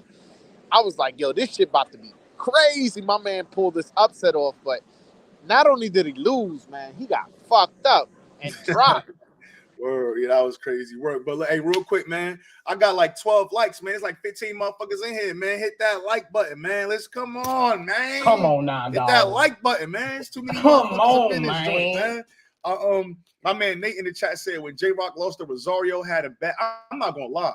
I'm still a fan, but I was a huge Jarrett Hurd fan, bro. I went to the Jarrett Hurd J-Rock fight. That I was sick after that fight, bro. I was fucking look. That was one of the fights. It was like I forgot. It was like the third or fourth round. It was looking bad, bro. I was already drunk, bro. I was I was talking mad shit to everybody. We were like, I think that's probably the one fight like I really got like. If you don't know me and you seen me at that fight, you probably wouldn't have liked me. I was talking mad shit. I was mad as fuck. He beat the shit out of Jarrett Hurd. I was sick. Cal, what you got? What's your biggest one, man? The biggest letdown for me, man. That shit turned my Saturday night into a Sunday night. Was fucking when Mel lost to Tony, bro. Word? That shit fucked me up, bro. You know Mel is my boy. To see that fight and to know that it's no way this guy should be beating my boy. You know what I'm saying? It's like, damn, and don't get me wrong. I was hurt with that Wilder too. But I wasn't as hurt as I was when Mel lost to Tony, bro, because I just thought he was gonna flatline him, bro. Yeah, that was bro. I ain't gonna lie, but that Wilder shit, but that shit had my heart pumping, bro. Like, you know how you get the bro, like, and the crazy part about it before the fight, and I knew it was like a lot of energy leading up, but that fucking entrance, bro, that entrance that he put on, that shit, that probably was one of my favorite ring entrances, bro, that he did with the dude D Smoke. That shit was like bone chilling for me, bro. I ain't gonna lie, bro. You know what I mean? Obviously, I'm super pro-black. Everybody that know me know that, you know what I mean? Everybody, and saying that I'm pro-black, right? Everybody should be pro their own race. I don't give a fuck who you is. We pro everybody, but I'm for sure especially pro-black. You know what I mean? And ain't nothing wrong with that. Ain't nothing wrong with that. Don't let nobody. My bad. I got mad noise. But ain't nothing wrong with fucking saying you proud. You not saying fuck everybody. You just saying you proud, and that's what my channel's about. Straight up. Right, you pushing your boys. Word. Hey, listen, that's why I said I don't care what y'all say. I need Wilder, Fairy Tale, Wilder fucking win. Me too. I'm betting my money on Wilder every time, bro. You want Wilder. You want him to be I don't want that. But shit, hey, you never know. Because think about it. If they do that big ass card in December with AJ, and we gotta get it again for the fourth time. If they both gotta get it one last time. We have to, because it's gonna be for undisputed now. Yeah, once he flatten out his business at the end of the year, we need him against He gonna flatten AJ. AJ out of here. He gonna flatten AJ. Maybe AJ was lunching on purpose though. Maybe AJ put a shitty performance. Hey. You know what I mean? Yo, hold on. We ain't get Todd. Todd, what was your biggest letdown? What was your biggest letdown? When Boots couldn't cut off the ring. I know you ain't talking, dog. Biggest letdown, probably J-Rock, Paul Williams getting knocked out. Oh, J-Rock, Paul Williams, Bernard getting out the ring. Paul Williams was crazy. Yeah. And he said last time I was nervous going to a fight. What time? You said a fight I was nervous about? Sergio, right? Yeah. When Paul got knocked out by Sergio.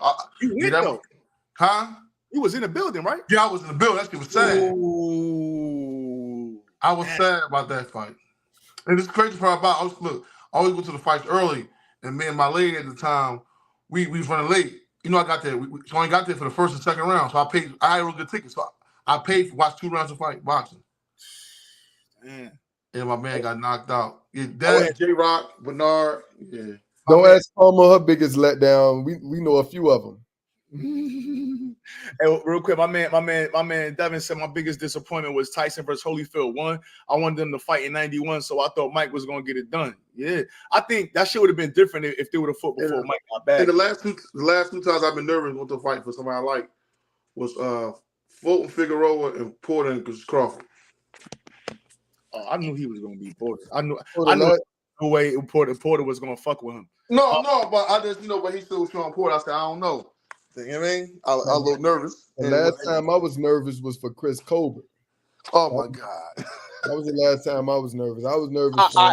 What was the most hype y'all ever been off when one of your fighters winning? Like, what was the most hype you ever been? Like, you fucking had trouble sleeping that night. Same thing, Broadway. That mail when he got that when he avenged that loss. No, but hold on, like Cal, listen, that Porter Crawford junk. And I remember I still get knocked out. I caught the round, and everybody was like, niggas talking shit. They was talking shit in the fight.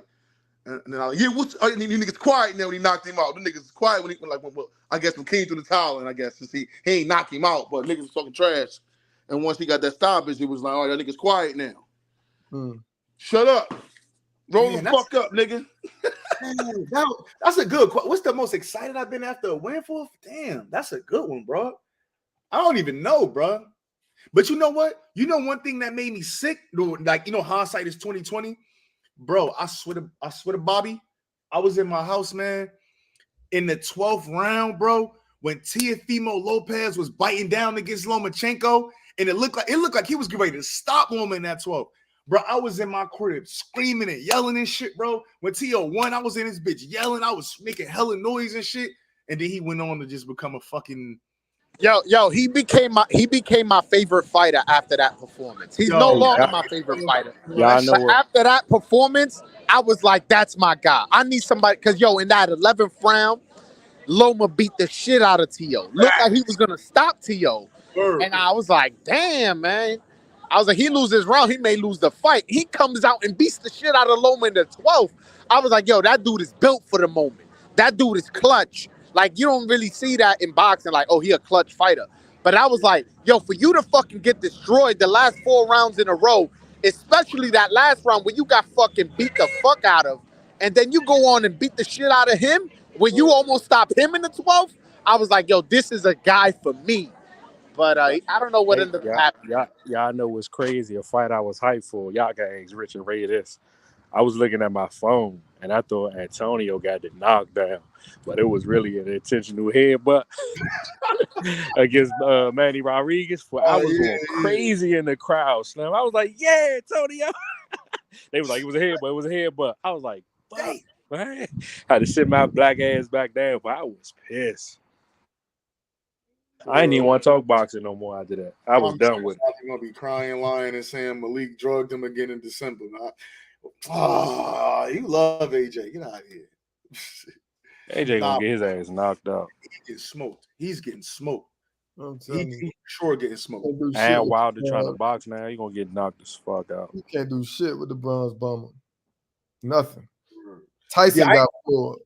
I was gassed for that Tio fight though. When he beat Loma, I was gassed, bro. I was like really gassed, and I think that's probably why I really got a little. I don't want to say dislike. I don't know him to dislike him, but that's why I ain't really fucking with Tio right now because like I was hyped for you, and then you turn around and get on this bullshit, and I don't know. He weird, man, but it is what it is.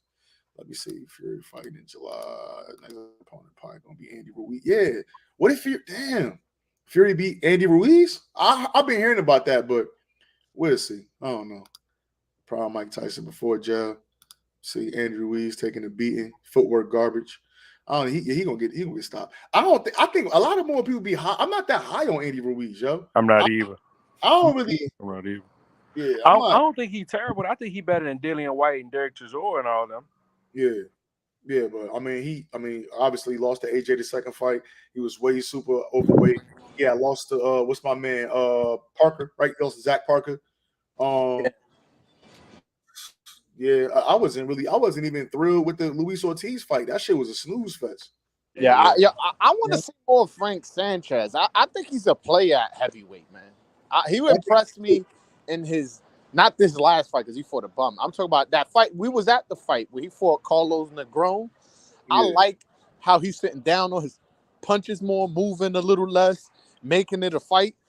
I think Fran Sanchez is like, that's like my dark horse. Like, motherfuckers not really talking about him, but that's my dark horse to do something in the boxing game. I got it, Broadway. One of the fights probably that I was super excited about, bro. And maybe not the win, but just the fight, especially when it was going on. Floyd and Cotto, bro. Because this is Money Mayweather. We ain't seen this inside fight. Remember the nigga nose was bleeding and shit, bro. And them niggas was banging. Him and Cotto was going at it, bro. I was, ooh, you know how you be, ooh, like, you know what I'm saying? That shit, bro. I liked it. I liked that fight, man. Floyd, that was one. Like that was he showed me he still had it in that fight. I gotta rescore that fight. I remember it being close. Like I remember when the decision was being read, because I ain't score it. I was like, I wonder who the judge is gonna give it to. That's how I felt at the time. Now, maybe when I score it now, I may be like I was bugging, but yeah, I'm like, that's a fight I gotta rescore. Nah. Go ahead out with it. You gave it to Cotto. No. I ain't scored a fight. Bro. When you gonna do that again, bro? When we scoring the fights, bro? Now you know what it is, right? One, I don't really get much views or off that. Like and that shit's long too. Yeah, it's long, and on top of that, like I'm you know, I got a kid, so my time has been caught like crazy. Like, thanks. Like my time is not as much as it used to be. Yeah. Somebody said, when Errol stopped Kell Brook, I made more bands because I bet the 11-round stoppage. Ooh, damn! I know you made some dough for that. That was that was a good one, man. That was another fight. I was the underdog in that fight. EJ came in the underdog in that fight. Yeah, he was underdog. That was another fight that turned me on to EJ. Like when Shawty went over there and was chopping down Kell Brook, I was like, oh yeah, that joint had me hyped. Y'all think they was gonna rob him if it ain't end the way it end? I thought he was beating him up too much. He was beating him up way too much, bro. Like my bad. I'm cutting you off, guy. So I think like going after the 6th round, to me the fight was a 3-3. After the 6th round, it was a tie. It was a tie. After that, he was fucking Kell Brook up after that. I don't think it would have been no way they would have gave him that. He was fucking Kell Brook up after that. Personally, I just think it would have getting bad. Like, Kell Brook wasn't throwing as much. His shit wasn't like them early rounds, right? He was touching Earl. He touched Earl a couple times in them early rounds. He was backing him up, you know what I mean? But after a while, bro, Earl Spence like he's just like a slow ass train. He just winding up. He just throwing a bunch of fucking punches. I don't know, man. He got to get back in the ring too, man. It definitely got to get. Reed just need to get his ass back in the ring. I just see somebody said the pro grades Taylor, man. They need to get his ass back in the fucking ring. Spence Porter was an instant classic for sure. I was in the building. For Spence Porter. That was crazy work. I remember, like, I think it was for those of us that was in the building, I think it was like the 10th round. Earl Spence, they do the second stop shit and the fighters get up, and he had some Dallas music on. And Earl Spence started like bopping and shit like that. The crowd started getting like, yo, I'm like, yo, this dude, because that was a fucking fight, bro. That was fight of the year. You flew out to LA for that fight? Hell yeah, me and my girl, bro. That's what's up. My girl, she was just my girlfriend at the time. We flew out. We made a whole time of that shit, bro. That shit, we had went to Santa Monica Pier and shit like that. We had went to I think it was called like one of them restaurants. We was all over the place. We was on Hollywood Boulevard, and that was like my second or third time in LA, bro. But that shit, yeah, I flew all the way out there for that joint. Yeah. You know what fight you ain't touch up on yet, True? You ain't talk about your boy Ooh Woo Woo versus the Pizza Man. Who? Oh, I see he got a pizza at the dude or some shit like that. Yeah. I don't know them guys, man. That shit was funny though, man. Them guys. Who y'all talking about? You know the dude who be on IG who be tasting the food and be like, oh yeah. Yitty Gang or whatever his name is. Yitty Gang. Okay, you ever seen? He been doing a lot of collabs lately with the Dancing Gorilla. Yitty get, you know, the dancing gorilla food. They be all in the restaurants, and they be like, ooh, and they about to taste the food and shit. They be eating the food in the restaurant, and like everybody be like, man, these motherfuckers cooning. Yeah. Oh I yeah, know what I'm talking about. Yeah. He box. He got some hands. yeah. I heard about. Yeah. Hold on, fella. Hold on. Videos with the little short dancing motherfucker, right? Yeah. The dancing gorilla name. That's what they call him. Yeah. Grooving gorilla. Oh, wait. His name is the dancing gorilla. Grooving gorilla. Yeah, I think he about to do Misfits boxing. The Yitty gang, Yudi gang, whatever his name is, because I think he used to box. This is a sick Negro. You letting motherfucker the dancing gorilla The or grooving gorilla. That's what he called himself, grooving gorilla. Anything with gorilla in it is crazy work. That shit, bro. These dudes be doing anything, bro. What? Seriously, we talking about start breaking. Yo, that shit crazy, yo. But no, I think that's gonna be a good fight. All of them little that shit, bro. I'm such a hardcore, bro. I don't be giving a fuck what brings like eyes to the sport of boxing. I just want motherfuckers to start looking at the sport. You know what I mean? And I was even looking at tickets to Saudi, bro. Them shit's only like a band. I'll fucking shit. Depending on the right fight, I'll fuck around, go to Saudi Arabia for a fight. Shit, if they had all 4 of them fights on the card, I'd really go out there. Or that shit. I mean, you gotta think, shit. A band to get out there, that shit. Yeah, it'd probably be like a 2-3 band trip, but that ain't bad though. Not gonna lie, if the Fulton Anyway fight was like a year or 2 away, I would have definitely went to that joint. Yeah. It's just so much shit going on in between there, man. Motherfuckers will love Japan too, man. Japan is fun, bro. Japan is fun. That shit fun. You gotta be careful because you would definitely drink yourself under the table in Japan for sure. But sake. Yeah, that sake will sneak up on you. That sake sneak That up. shit don't taste like that shit tastes like nothing, but then you out all of a sudden you like, whoa. Word. When I used to be in Japan, they used to have a drink. I forgot that shit. I think it is the sake. That's the shit with the snake in it, right? Nah. Sake is like rice. It's like rice rum or some shit like that. Yeah. I know what drink you talk about though. They got the like snake venom or some joint with the snake at the bottom of it. Yeah. When you in Japan, bro, it's like a big ass. It's almost like a big ass mason jar, like a big mason jar. A tight stone in the shit, bro. Like they literally take they open the shit up. They scoop in the cup, like or by the snake around the snake, and they'll pour your cup, bro. It's literally. I know what you're talking about. Yeah, that shit, that shit crazy. You know what I Hey, Hey, Broadway, that Hector Garcia Roach fight not on no more? It is. Oh, still on. I called Hector last week. We was on the phone, and he had told me he's like that he's waiting on the company, like meaning PBC, to tell him.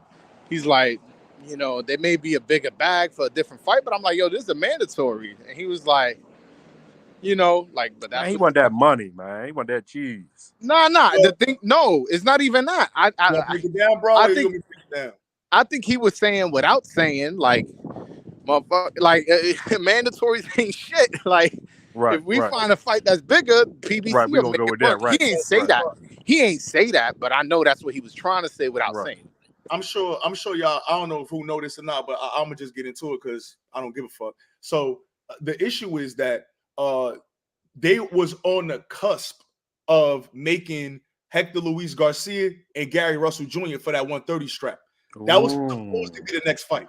They was getting ready to sign. They was getting ready to make the fight between Hector and Gary Russell, and they must have been dragging their feet, bullshit, and taking too long. But either way, the WBA mandated Lamont Roach.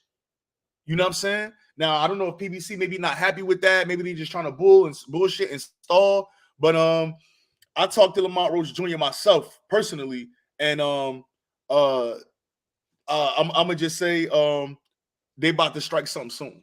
So what I will say is that the deadline passed already. Deadline was April 19th.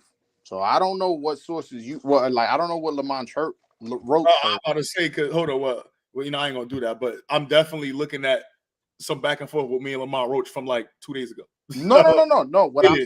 saying is, I don't know what he's heard, but the fact that the deadline is passed and nothing has happened lets me think that he's not getting that fight. Possibly, yeah. I mean, I'm not. Yeah, we know how it go. But it's my Nate Johnson. So let me see. He said, dog, one of them fights on his car had a crazy ending. Dude hit the canvas and got hit. We said he hit the canvas and got. Are they fighting now or something? That shit you talking about, Cal? That the gorilla dude? Oh yeah, that's tomorrow. Well, he said what? So what Trill talking about? He said one of the dudes hit the canvas and got hit with a 6'7". You know what I mean? But either way, it's all good. I mean, Nate said Hector versus Isaac Cruz. Hector going back to 130, so I think that's a dub. But we know Isaac Cruz like to fight 130 fighters anyway, so I wouldn't rule that out. The zone. Damn, he said Yeti gang called tonight. Oh, that's tonight. Damn. Oh, they probably on now. They probably got the little prelims joint on and all that shit. Hey, y'all be prepared tomorrow though, man. For because I'm gonna tell y'all. Le'Veon Bell fighting. Le'Veon Bell fighting. I'm gonna tell y'all what's gonna happen tomorrow too, man. A lot of y'all friends or people who y'all around watching the fight, they'll be like, yeah, man, Tank about to wipe the floor with this guy. So us as hardcores, we're gonna be like, I mean, let's leave that window open for Ryan Chance, because we all know that that's there at least. You get what I'm saying? Yeah.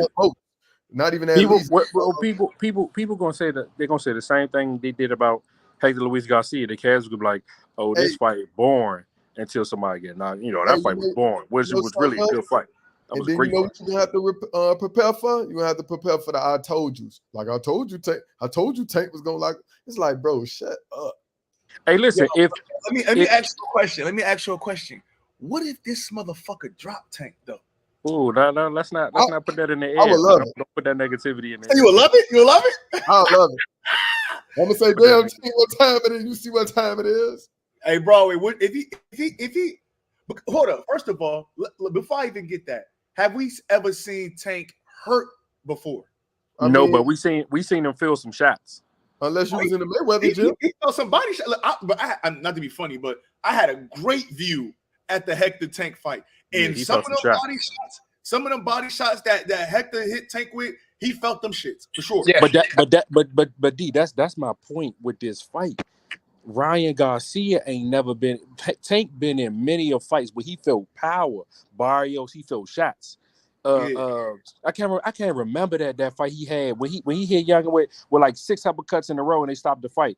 He felt some shots during that joint. Like he felt Hector Garcia. He felt some shots during there. Rody. He felt some shots during there, and he stood tall. We don't know if Ryan Garcia gonna be able to take that.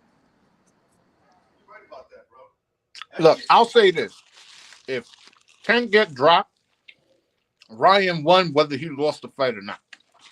Because he forever could say the first. We can't hear you, True. You too far away. If Ryan make it to the third round, he won. Yeah, for real. You got to make it a little bit past the third. Hey, listen, but I was go ahead, my baby. This is my thing, right? And this is what, to me, this is what's gonna make this fight like either good or bad.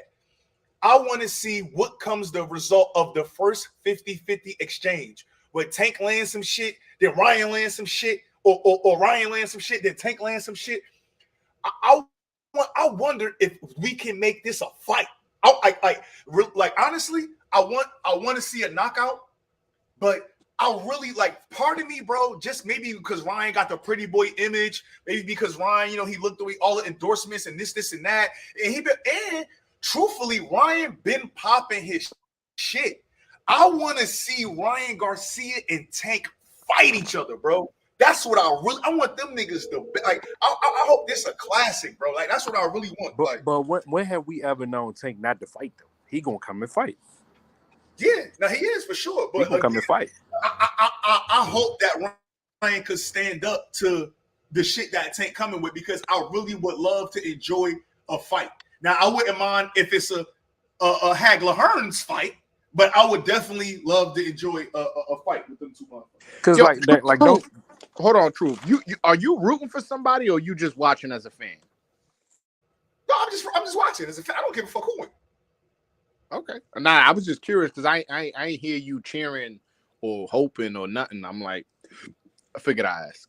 No, Yeah. This fight can go either way, no question about it. Like I'm not one of those delusional type fans. Like I told y'all, Tank ain't on my top 5, probably top 11. So, I mean, I do want him to win because Tank is great for boxing. I mean, yeah, Ryan great for boxing too. But like we talked about last on your channel, Broadway, Ryan he can go up. You know, he young enough to still build his shit. You know, he can go up to 140 and still build.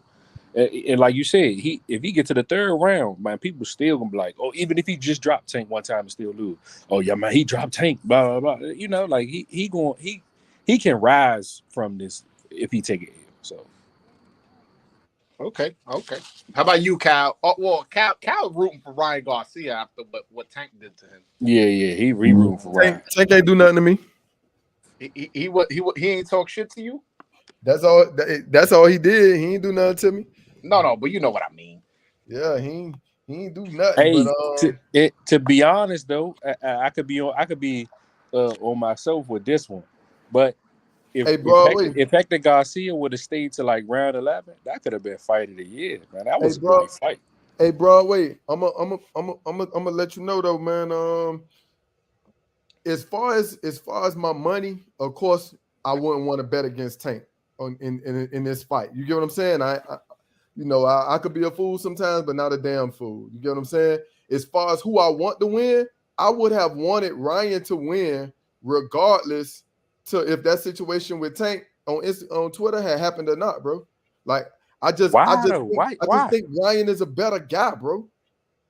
Yeah, but that ain't never been about boxing though. The heel's always been the money sellers in boxing. I mean, I get it. It ain't nothing wrong with a heel, but it ain't about being a heel. A heel could be a heel and still be a good guy. Name one. Name one that was good, great like Ryan. Floyd is a good guy, but he was Floyd was a villain in boxing. Yeah, but to the people who didn't understand him or the people who ain't know, but he wasn't no bad guy. Nah, like, he went to jail for beating his wife or some shit. We talking about in the ring. We talking about in the ring. I was just talking good about him, like literally half hour ago.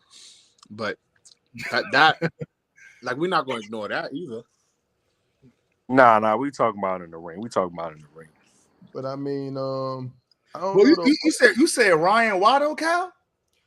I just fuck with Ryan more, bro. Like the way niggas like I pay attention to certain values of a nigga. You get what I'm saying? And when I look at Ryan, like Ryan cordial, Ryan articulated himself well. He good for the fans. He good for the sport. I just like the guy, bro. I like the kid. Tank is too. Tank, when you was on Chicken Talk when Tank was on there, right? No, he was a man of the people. He was talking like he was one of us regular. Like just because he probably everybody do that on the TikTok and all that. Like right, but you got to understand, Ryan 24. He 4 years younger than Tank. Everybody do that on Chicken Talk. That's what Chicken Talk for. So yeah, Cal, but what I'm saying is he for the people though. It ain't like he. How you felt, Cal? How you felt when Ryan took that sabbatical from boxing after he was Devin Haney mandatory, citing mental health issues, and then he turned around talking shit about motherfuckers and saying what he'd do to this person and what he'd do to that person, but yet and still you supposed to have issues because you stressing and life is hard and all of this and all that. How you feel about that? Is he a good guy then? I mean, what's wrong with telling the motherfucker what you would do to them once you get over whatever you were stressing about? There's nothing wrong with that. At the end of the day, that's still boxing. You get what I'm saying? When you going through whatever you're going through, you ain't even in the mind state to tell nobody what you would do to them or this and that because your mind ain't on that. Your mind is on focusing on. Didn't he do it with Tank too? Wasn't he supposed to be trying to fight Tank at the time, and then he switched to a Manny Pacquiao, and then he did mental health and went on a. Yeah, weird. Man, listen. All I'm saying is, right? You look at somebody like Ryan Garcia, no question, he doing what he doing. But a lot of his responses and the way he come off his head it's that energy coming from Tank. Bro. You ain't seen that from him before Tank. I mean, I don't think he had a dance. I don't like that energy. Go ahead. Now, so I don't think he had a dance partner to do those things with either, though. Honestly. Yeah. But let's be honest. You think Hector Garcia was a dance partner for Tank? Tank was still doing it. Yeah, for sure. Yeah, because he got that it factor to him. Like he's good for boxing. Yo, but one thing I will say, Hector proved he's a draw in DC, man. Yeah, no question. I became a fan from Hector because of that fight. Nah, I was joking. I was saying he a ticket seller in DC. That's what I was saying. Yeah, he broke the gate at Capital One. Look, Hector can say he put into that. My brothers paid. They drove with me from New York just to see Hector. So he did sell some tickets. It might have been only 2, but he sold some tickets. That shit, this is gonna be a real exciting one, man. This is gonna be a real exciting fucking. I wish I could watch a fight with y'all, man. I know we all live in different states and shit. Word, man. What you doing tomorrow, bro? I'm going to my brother's house. Word. Were you watching the fight at D? Shit, in the basement on the 85 inch. Huh? I'm about to take that drive to Maryland, man. Yeah, Word. D. I'm out to come out there and fuck with you on come through, the fight, man. Oh, she could come through. What's well, I didn't want to get into the deep, but yeah, man. I was thinking I had an idea today too, man. But shit, if you want to come through tomorrow night for the fight, you more than welcome, bro. You know what I mean? Yeah, I'm gonna let you know about that. You know what I mean? We link with some drinks, man. You know what I mean? Yeah, no question. We could do that. Even let the wifeys get together. Yeah, we could do that. We could definitely do that. I got kids too. We can yeah. For real, man. Nah, but so if Ryan could get this shit done, let's just say let's fast forward. You woke up, you went to sleep on a fight, you woke up Sunday morning, and all over Twitter they saying that Ryan stopped Tank. How does that happen? How would we have got to that point? Boy, I might faint. Man, there's no way I'm gonna wake up to find out what happened with that fight. Boy, I would faint. Listen, if Ryan win, bro, I'm a faint. I might not watch boxing for like a month. I'm gonna be excited. I'm rooting for Ryan. I'm a Ryan fan, to be honest. Vice versa, Broadway. Vice versa. Yeah, I'm a Ryan. D. Hey, listen. I tell you one thing. Likewise, if Ryan Garcia win this fight, I'm rocking with Shakur to the end of his career. I don't care what nobody say. He gonna beat this shit out of Ryan Garcia. Yeah, that's what I want. Nah, that fight will never happen. He'll fight T.O. or Devin or one of those cats before he fights Shakur. And I think, and for me, part of me want Tank to win because I feel like if it's gonna be a harder route for Tank to fight Shakur if he lose to Ryan Garcia. It's gonna be a rematch clause. I think Tank pride, he gonna have to rematch Ryan Garcia. Like the pride, it's no other option. Yeah, it's a big money fight, this and that, but he gonna have to rematch Ryan Garcia, which is gonna drag out for another however long time. I feel like yeah, I mean, and that's really the only reason why I really want Tank to win, because I want that Shakur fight. That's the fight that I want. Shakur, that motherfucker bring a crowd in. He just put 10-4 in Jersey, 10,000 before that. He a ticket seller. He done $1 million gate before. Let's see, just like all of that shit, just like Ryan Garcia done before. He not a big a star as Ryan Garcia, for sure not. But when you talk about getting there, yeah, you talk about numbers, he done similar, if not better numbers. We'll see, man. But not so. I don't know. I think if Ryan is to like knock Tank out, I think it would have to be like some that hook, that phantom hook. You know what I'm saying? Early on in the fight, I think the later the fight go, the more it's just not going to happen for Ryan Garcia at all. My man Boston asks, is there rematch clauses for both sides? No, only person with a rematch clause is Tank. If Tank lose, he get a rematch clause. Yeah, it's unfortunate. I think if the fight is really good and close, they'll still rematch it. Personally, maybe not with the catch, but you know what's funny? Yesterday, I mean, like last night, waking up into today, I had a dream Ryan won by decision. I don't even think that's a fucking possibility. This shit ain't going 12, but I had a dream Ryan won by decision. I woke up, I was like, Man, that shit ain't happening like that. I had a Hey, dream hey, about hey, that. hey, D. Don't you know Hans? Shorty that right for. I think he's Yeah, right for boxing. that's Yeah, my dog. he just said he tweeted like 2 hours ago. Boy, I'm telling you, Ryan didn't look drained at all. I tell y'all, Ryan ain't drained, man. That's just that's bullshit. He talking. He could have made that weight easily. Well, listen, when you, I listen to what a guy say. When you tell me I could have fought Javier Fortuna at 135, it's his team that won at 140, and that was your last fight. Man, when he said he won Lomachenko, I said, oh, he can make 135. Yeah, There's no way that It's the Lomachenko is coming up to 140. rehydration clause that people had a problem with. I'll speak Because, for myself. but did you hear what Tank said? He was like, aren't you 135? Aren't you 135? When the last time you fought at 135? He was telling them like, well, you can make 135. We ain't trying to hear none of that. Yeah, You but ain't trying to hear none of that. why the rehydration clause? That's it. that's all. Yeah, Man, he should have brought his ass to 135, and it wouldn't have been no rehydration clause. That's what I think. That's what Brian's saying. If he would have fought at 135, it probably wouldn't have been that. But if you trying to fight me at a catch weight, and you trying to make it in your advantage. I'm the A side. Exactly. In my advantage.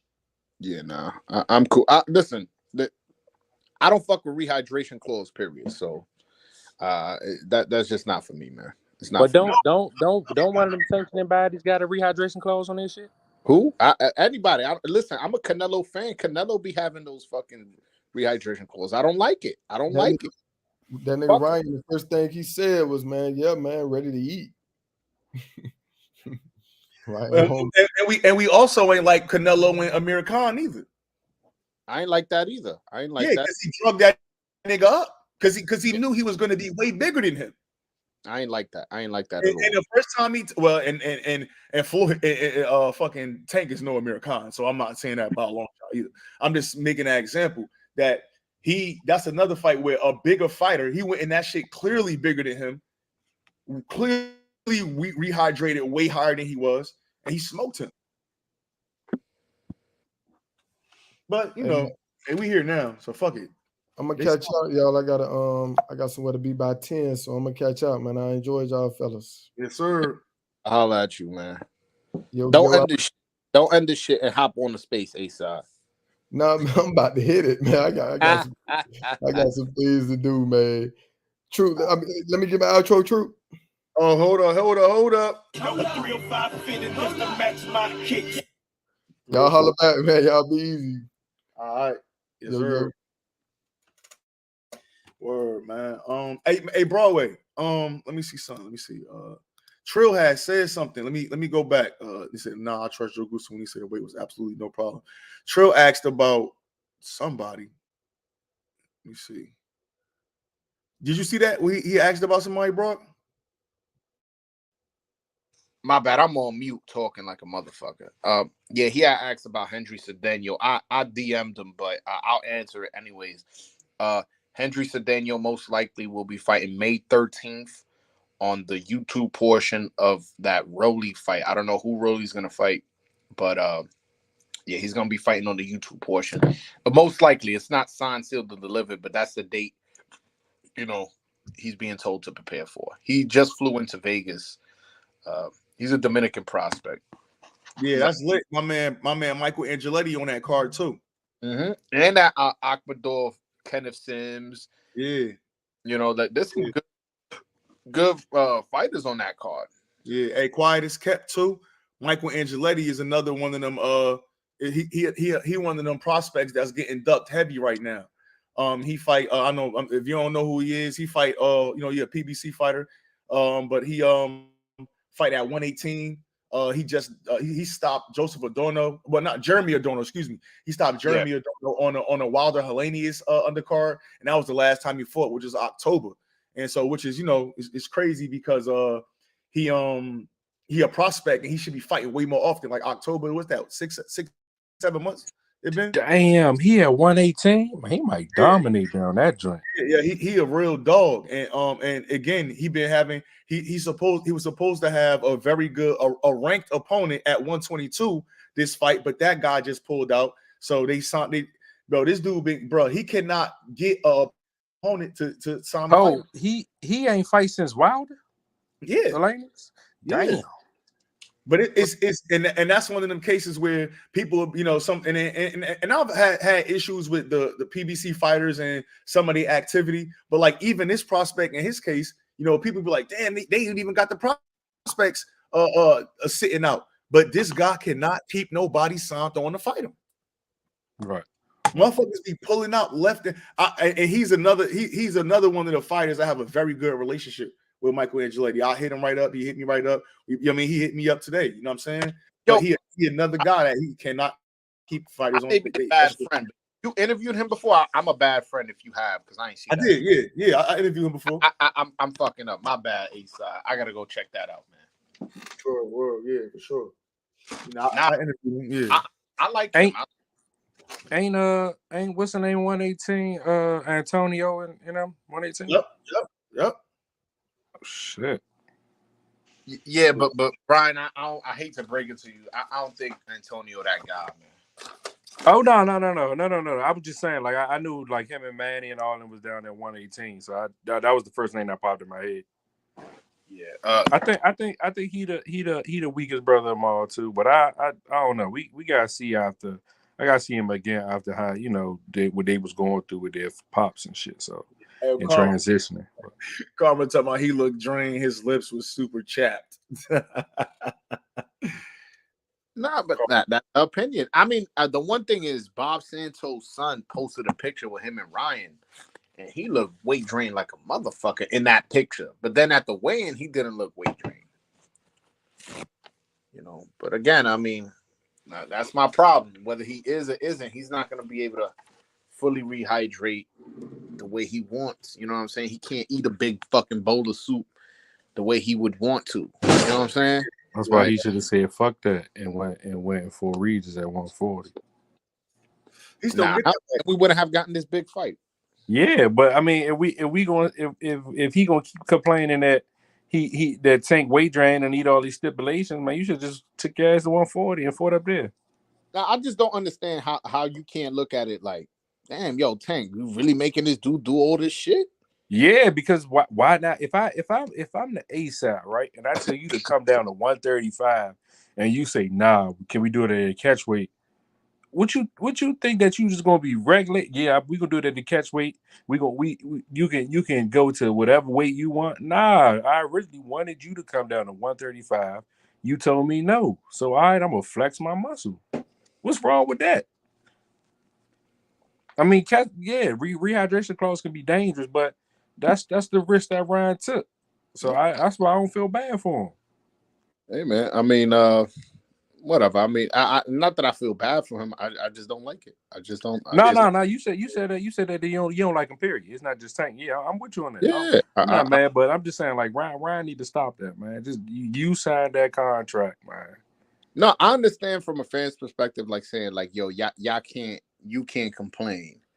I could see that, but I'm not him. I'm a fan, and I'm looking at it from a perspective as I was sold a competitive fight.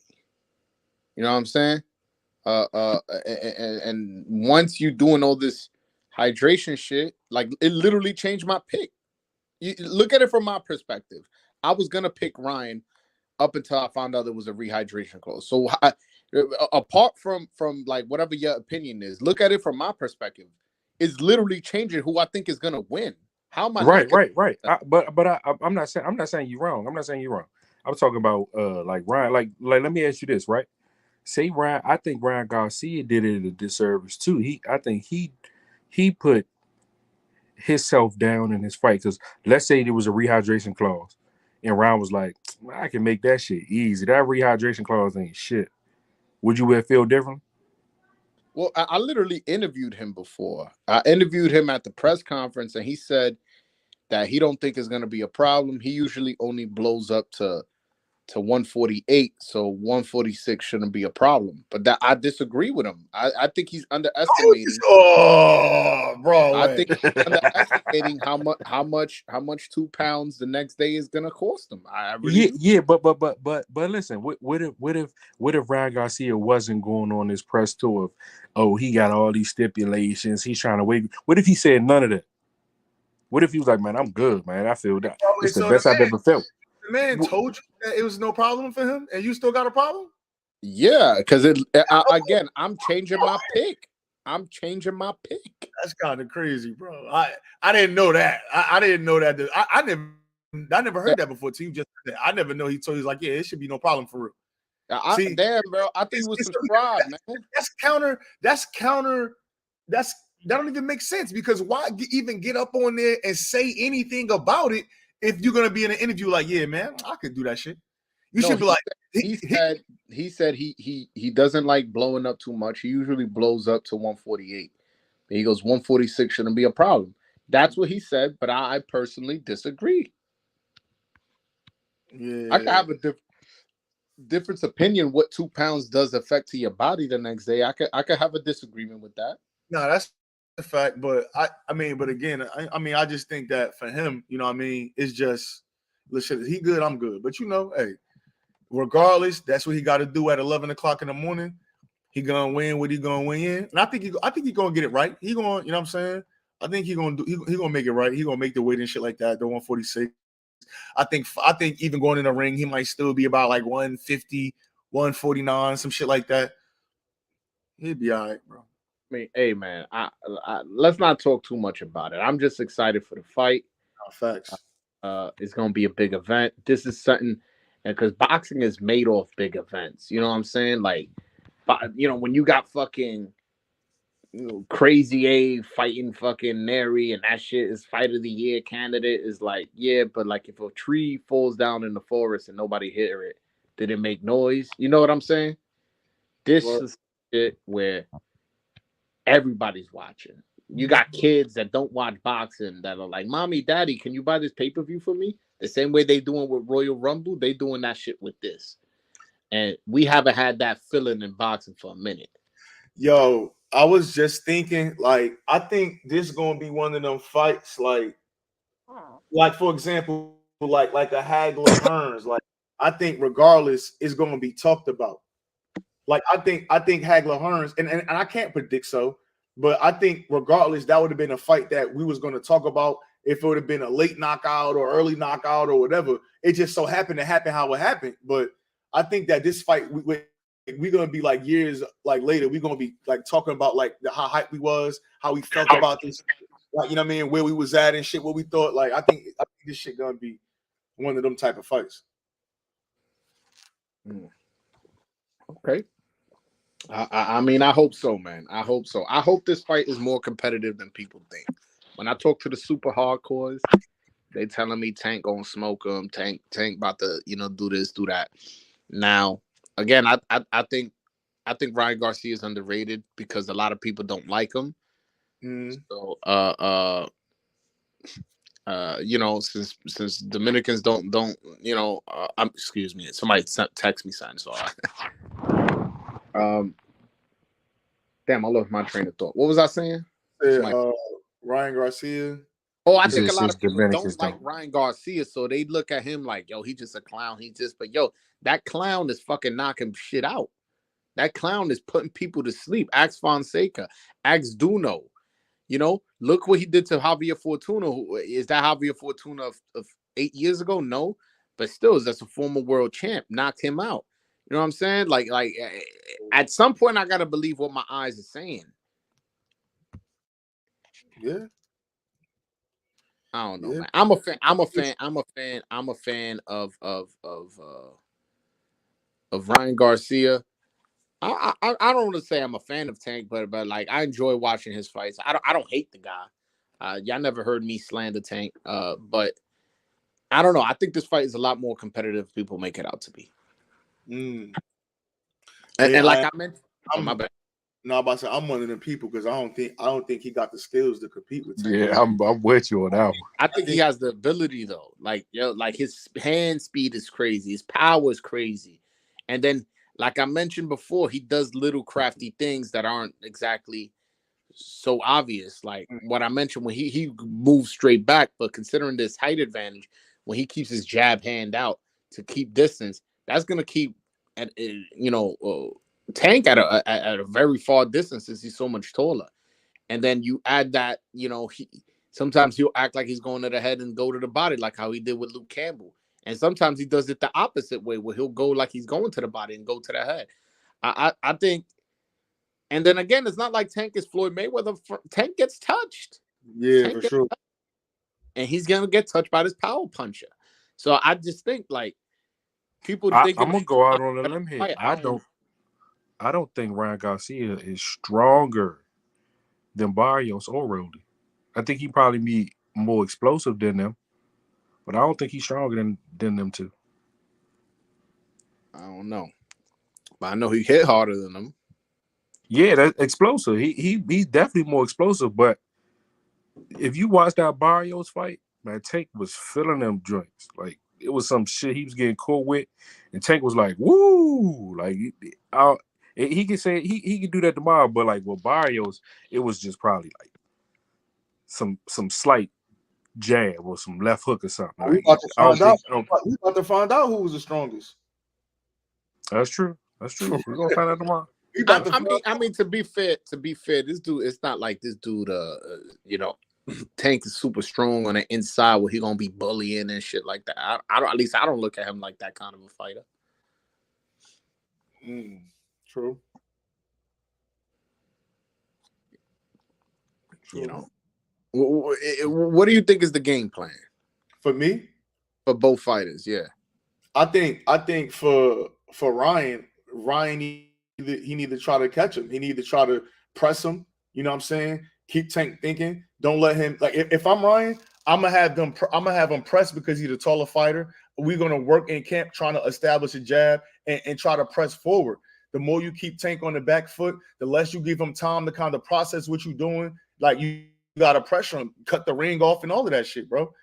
Try to be defend. Like you said, he been keeping his chin tucked. Keep that chin tucked. Cut the ring down. You got to cut that shit. You feel me? Like you got to press him. Don't give him the opportunity to. Don't try to react off him. Because I believe he's a master boxer. I believe that he gonna like you make a mistake one time. He gonna capitalize on that shit. We've seen it with Santa Cruz. We've seen it with Rolly. okay. And I'm not saying. And when it comes to boxing IQ, I don't think Ryan is like a guy that's like making a bunch of in-fight adjustments. And maybe he hasn't had to make them yet, too. Like, you get what I'm saying? Maybe I think it's possibly some shit from Ryan Garcia that we ain't seen yet. I don't think we've seen the best of Ryan Garcia. I'm gonna keep it 100. But again, I know he gonna bring the best of Tank out though, for sure. I do like that he's been with Joe Goosen for a minute. You know what I'm saying? Yeah. I do like that he's been over there. They say that they've been working out together since October, training specifically for Tank. And I'm sure they haven't been full blown training camp since then. I'm talking about they probably just been working on technique as well as game plan. That's a lot of time to be with an elite fucking trainer. You know what I'm saying? Somebody who trained Shane Mosley, the Rellis brothers, Diego Corrales, a couple guys, Edison Miranda. Like he done trained a lot of cats, and so this is somebody who's gonna fine tune you to all those little mistakes that you've been making. And boom, since October, that's a lot of fucking time to prepare for one fight. Meanwhile, Tank was at some point preparing for a southpaw and Hector Garcia. You know what I'm saying? I do agree with Gritty says about the footwork. My problem with Ryan is not so much the footwork in terms of moving, in terms of boxing necessarily. My problem is like he just only goes north and south. He doesn't go side to side. That's my thing that he need to work on. One thing I think that Tank need to do though, I think Tank need to stay focused in the ring, man. I think he be focused, but sometimes Tank do that little.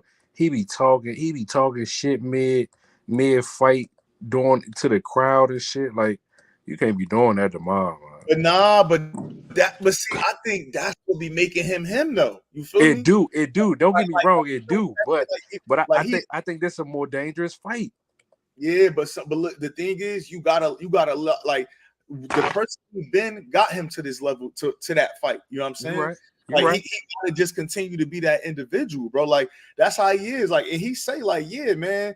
Like for example, I look at it like this. Like you look at the Rolly fight and shit like that. He was getting hit with the Rolly fight. He got hit in the Santa Cruz fight.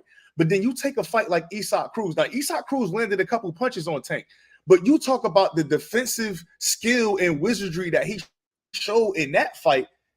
He could fight like that more often. He just chooses not to, obviously. Right. You get what I'm saying? Right. I'm with you on that. That last round on that Pitbull Cruz fight, that shit was elite. That footwork, that movement, that boxing, that punching, the combination speed. Yo, that was the best I've ever seen Tank. That last round against Pitbull Cruz. I felt like he needed on my scorecard. I had it 6-5. So had he lost that fight, I would have had it a draw. And he pulled out that win on my card. Now, whatever, that's just my card. So make of it whatever you want. But on my card, he pulled out that win. I see the fantastic performance in that last round. I seen a question in there real quick. I think it'd be a good fight between. I think it would have been a real fight between him and Rolly. He would have beat Rolly. I think it probably been a good fight with him and Barrios too. Oh, nah, somebody in the question said that how you think he would did against Tank last 4 opponents. I think he might get Isaac Cruz up out of there. Somebody said you don't see the question. They said how y'all think Ryan Garcia would do against Tank last 4 opponents. No, I don't even see that shit. Yeah, it was low clarity. He said that. Oh, but I don't know. Hector seemed real confident he could beat Ryan. Hector is. I like Hector, man. I wish that nigga, man. I wish that nigga would have just came out, bro. I mean, again, I can't tell you what you can see and what you can't see. I wish that nigga would have just came back out. Like, I like the. Yeah, me too. I felt like I wanted to see how, because the thing is, right, he was. I'm not gonna doubt he was hurt. That motherfucker was hurt, right? But I don't know if he could see or not. But one thing I will say is he got hurt bad with that overhand left, right? But he defended himself real good after. It was like 20 seconds left. He wasn't really getting hit much. And he was doing great in that fight. He was doing great, man. That was a great fight. I don't think people give it enough credit because it started the way it ended. But man, that was a great fight. No. But my thing is, right, he got hurt and he was hurt real bad. But he defended himself really well while being hurt and finished out the round. I'm like, okay, so he didn't really get hit for the last, hit anything significant for like the last 10, 15, 20 seconds of that round. That he was going to have a full minute. Yo, you just come out and do what you did in that last 20 seconds. Just move and bounce and do this until you fucking fully recover and then fight back.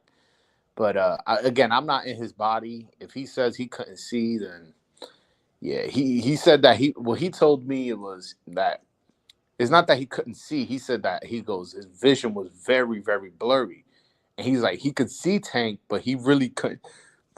Like he just saw. He said like he just saw like a object, a person moving, but he couldn't like make out where his gloves were, where his eyes were, where his nose was. He was just very blurry.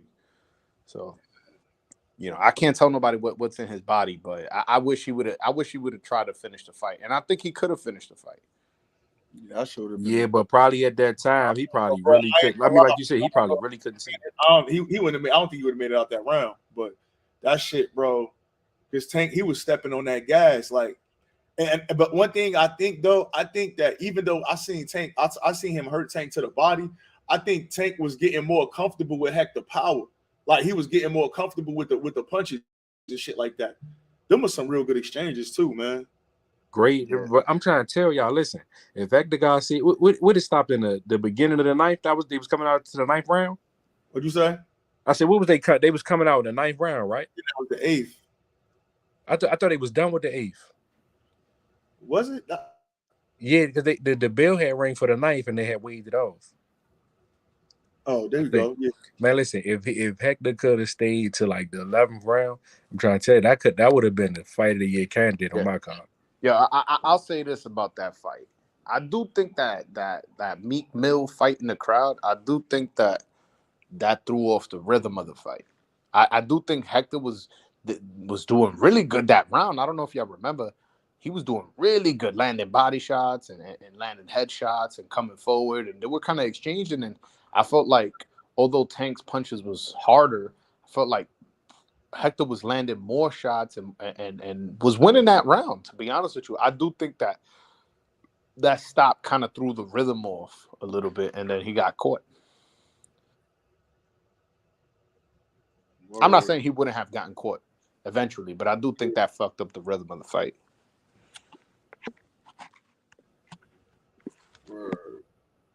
Yeah, that's what Truth was saying, that Ryan need to come out pressing. Did you say you need to come out fast and pressing, Tank?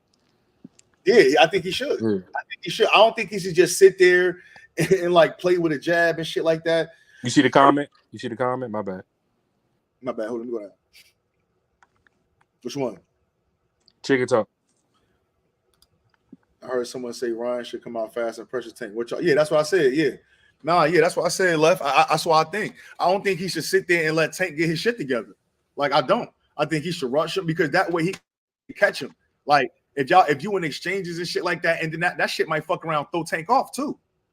I don't know about come out fast and pressure, but I do think you should walk him down. I do think that. I mean, yeah. That's what I'm saying. But with Tank, like Tank gonna get to a certain point where he's gonna hold his ground. I think Ryan need to be trying. I mean, I know he's not a guy that do a lot of lateral movement, but I think he's gonna have to kind of keep his jab and Tank facing shit. I do think that catch and shoot on the inside could be a good move for Ryan. You know what I'm saying? Catch something on the elbows and boom, whip that hook and boom, nights out. And then remember, even with the Fonseca shit, them 2 knockouts when he caught the motherfuckers in between them punches too. Motherfucker will punch you like, you know what I mean? Like, it's like I see your shoulder, and that's the thing, that dude fast twitchy. Like, I see your shoulder twitch like you about to throw a punch, and he throw that little, them shits was check hooks. Mm-hmm. I mean, hey, we'll see. I'm excited for the fight because apart from the fact that it's a big fight, you know, in terms of pay-per-view, ticket sales, all that shit, what I like most is this is a fight that at any moment, either fighter can end this shit with one. And there's been a while, with the exception of heavyweight fights, because that's heavyweight's a different animal. There's very few fights we've seen in the past fucking 15 years that both fighters can end the fight with one shot. Word. So I'm excited for that. Like, hey man, like, is Ryan gonna, you know, fuck around, catch this dude stepping in, getting over aggressive and land a nice check left hook and knock him out, or is Tank gonna do what he do to fucking, you know, fighters and land that nasty uppercut and put somebody to sleep? Hey, Karma, that's what we was talking about earlier, right? It's like I mean, he's been, you know, 10 rounds, but we haven't seen him in no championship round with no dog like Tank yet. So we don't know if he's gonna be able to do. We gonna see tomorrow if he'd be able to do it for extended period of time. But we shall see. It's gonna be a lot of questions to be answered tomorrow. So look, Rito, my man Rito said I seen Tego take Ryan 12 rounds in the back half of that fight. Tego was trading. Ryan's only shot is to start out firing because them last 6 rounds gonna get shaken. I told, bro, listen. Every time I bring that Tego fight up, when people immediately be like, yo, he ran. Bro, telling you, bro, that means you didn't watch that fight, bro. In that second half, he was standing trading with Ryan Garcia, bro. Like, again, I knew that. He was trading with him. He was throwing them shits with him, bro. Like, it wasn't like he was, I'm not saying he was like fucking a slugfest with Ryan. No, that's not what I'm saying. but he was definitely trading with him. He definitely wasn't running no more. He was definitely throwing. He landed some big punches, a couple big punches on Ryan Garcia as well, bro. Like people think, like that's what I'm saying. Ryan got to start out fast with this guy. If this motherfucker start out playing or trying to jab and trying to like go to the body and keep stepping back and moving out the way and shuffling, man, listen, he gonna get knocked the fuck out, bro. He gonna have to press Tank, bro. Make Tank make mistakes. But the only thing is, I mean, he taller than Isak, but Isak was doing the same shit. Isak was on Tank ass that fight. But you like, got to follow him. He was stalking him around that ring. He didn't have two hands to keep him off either, though. After that, fourth round when he hurt his hand? Yo, bro, that shit would have got nasty. Let's be real, bro. That shit would have got nasty for Isak Cruz. It would. Like I thought, like after a while, them punches that he was landing, bro, that shit he would have punching him around that high guard and all of that shit, bro. I think that shit, Isak Cruz was lucky. That motherfucker, that Tank having a hurt hand was his goddamn glass slipper, bro. Because he was going to go to sleep, and we wasn't even going to talk about him no more. That's literally his claim to fame, bro. A hurt hand. But no, I was saying that in the sense of like, Tank seen that pressure coming around the ring before, so like, I don't know. We gonna see, man. I think Tank. I think Tank seen a lot of different styles, man. Even though that ain't the top line of competition that we wanted to be, I think he's seen some different styles. For me to say that Ryan Garcia win this fight, that's why I don't know why people keep talking about fucking decisions and shit. Hell no, I don't even know why you would put your money on that. That shit ain't happening. Yeah, I don't even know the odds, but I agree with you. This shit ain't going 12, man.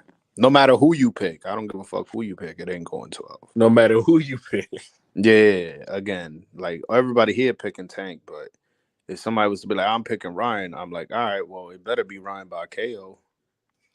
Yeah, I think like he put Gamboa in 12, Santa Cruz 6, Barrios 11, Rolly 6, Hector 9. So I think this shit gonna get like I think like the 8th, bro, 7th, 8th round. But see, even them picks, that shit, them picks. When I say that, it's like I don't know if Ryan could take the punches, bro. Like that's exactly. My thing. Like, and Tank is gonna touch him. Like he's gonna touch him. He's going to have to trade. He's going to have to trade with Tank. But that's what I'm saying. He's gonna have to. If Ryan can't take the, you know what I mean, or if Tank defense good enough to slip that, or he catching that fucking left hook and shit like that, they ain't camp getting ready for that punch, bro. Like he gonna have to come with some shit. He gonna have to come with a nice punch selection. I don't think he just gonna left hook his way out of this shit, especially not early. Like Tank, that's why he got to pressure him. Like Tank, I think he's gonna be on his P's and Q's defensively, like. Especially. Nah, he said that in the All Access. He was like, I definitely been working on my defense for this fight. I definitely, like kind of like saying like, hey man, I know what I'm up against. I feel like one thing I will say is I don't feel like Tank is under like thinking this shit gonna be a blowout. I think he knows that Ryan is somebody to be fully well prepared for. Somebody you gotta be. Like I don't feel like he's scared. Like he overlooking Ryan. I feel like he's gonna come in as well prepared as he possibly can. But at the same time too, though, Broadway, Tank do that with everybody. He ain't overlook Hector Garcia. He said it in the All Access. Man. He said, I already know I got to come with my A game. I mean, to be fair, he couldn't because we like no disrespect, but like I feel like Hector way more proven than Ryan. You know what I'm saying? But I'm just saying, like, I think when Tank trained, man, he training for that. He ain't overlooking. He ain't but he taking the bullshit, and he gonna come to fight. I don't know. I feel like he may miss weight before. I feel like there was this time he wasn't as disciplined as he could have been. But I feel like for this Ryan fight, he definitely honed in. He focused. Since the Gamboa fight, that nigga been on point, bro. On point. That's a good point. Since that Gamboa fight, he been really locked in. remember after that Gamboa fight, that's what remember for Santa Cruz, he went with Floyd and did the camp with Floyd and shit. I mean, they was posting videos all the time with him being in Viet, moved his camp to Vegas and all of that shit. For Barrios, I think his camp was in Vegas and shit too. Like he been locked in, bro, for sure. Yeah. No. I'm excited for it, man. I'm just really, really excited for this fight to happen, man. I really, really am. Like, again, I just want this shit to be a good fucking fight. If it goes to decision, which I'm not predicting, it's a good decision, and hopefully, like this shit creates a bigger interest of the younger population. I feel like, and I don't have the statistics. This is just me guessing. I feel like the boxing population is more of an older crowd. Mm-hmm. Again, I could be wrong. Somebody correct me. I know people be doing all the stats and shit. I'm just going off base of what I see. I feel like this crowd is definitely for the youngins. No, fact. And my man, my bad. No, I'm just saying, if we could develop a young pop, like let's just say out of this fucking fight, we get like fucking, you know, fucking 500,000 casuals now turn hardcore. Because I became a hardcore, like I was a casual, right? I became a hardcore after Pacquiao knocked out Ricky Hatton. Because I was when people were saying that Pacquiao beats Mayweather, I was like, yo, y'all bugging. But I was a casual though. Like I wasn't on it like that. And they were like, nah, Pacquiao beat Morales and Marquez and then fucking Barrera. And I'm like, who the fuck are all these guys? They're like, you don't know who the fuck Morales and Barrera is? I'm like, nah, I don't. They're like, yo, they're one of the greatest fighters of all time. I'm like, I don't know. Floyd beat fucking Oscar and fucking all these other guys, and he beat Hatton too. He knocked them out. And then they were like, yeah, but look how Pacquiao knocked. So I was like, you know what? Let me do my research. I did my research, and that's how I became a hardcore. Word up. So hopefully something like that happens more often. But yo, my man Rito brung up a point that supported this camp, so you know he gonna be in shape. How do we rate Kenny Porter, and do we feel like Kenny Porter coming into this camp? I know you interviewed him too, bro. But do we feel like that's even more of a plus? Like, do we feel like that's an extra edge for Tank having Kenny Porter?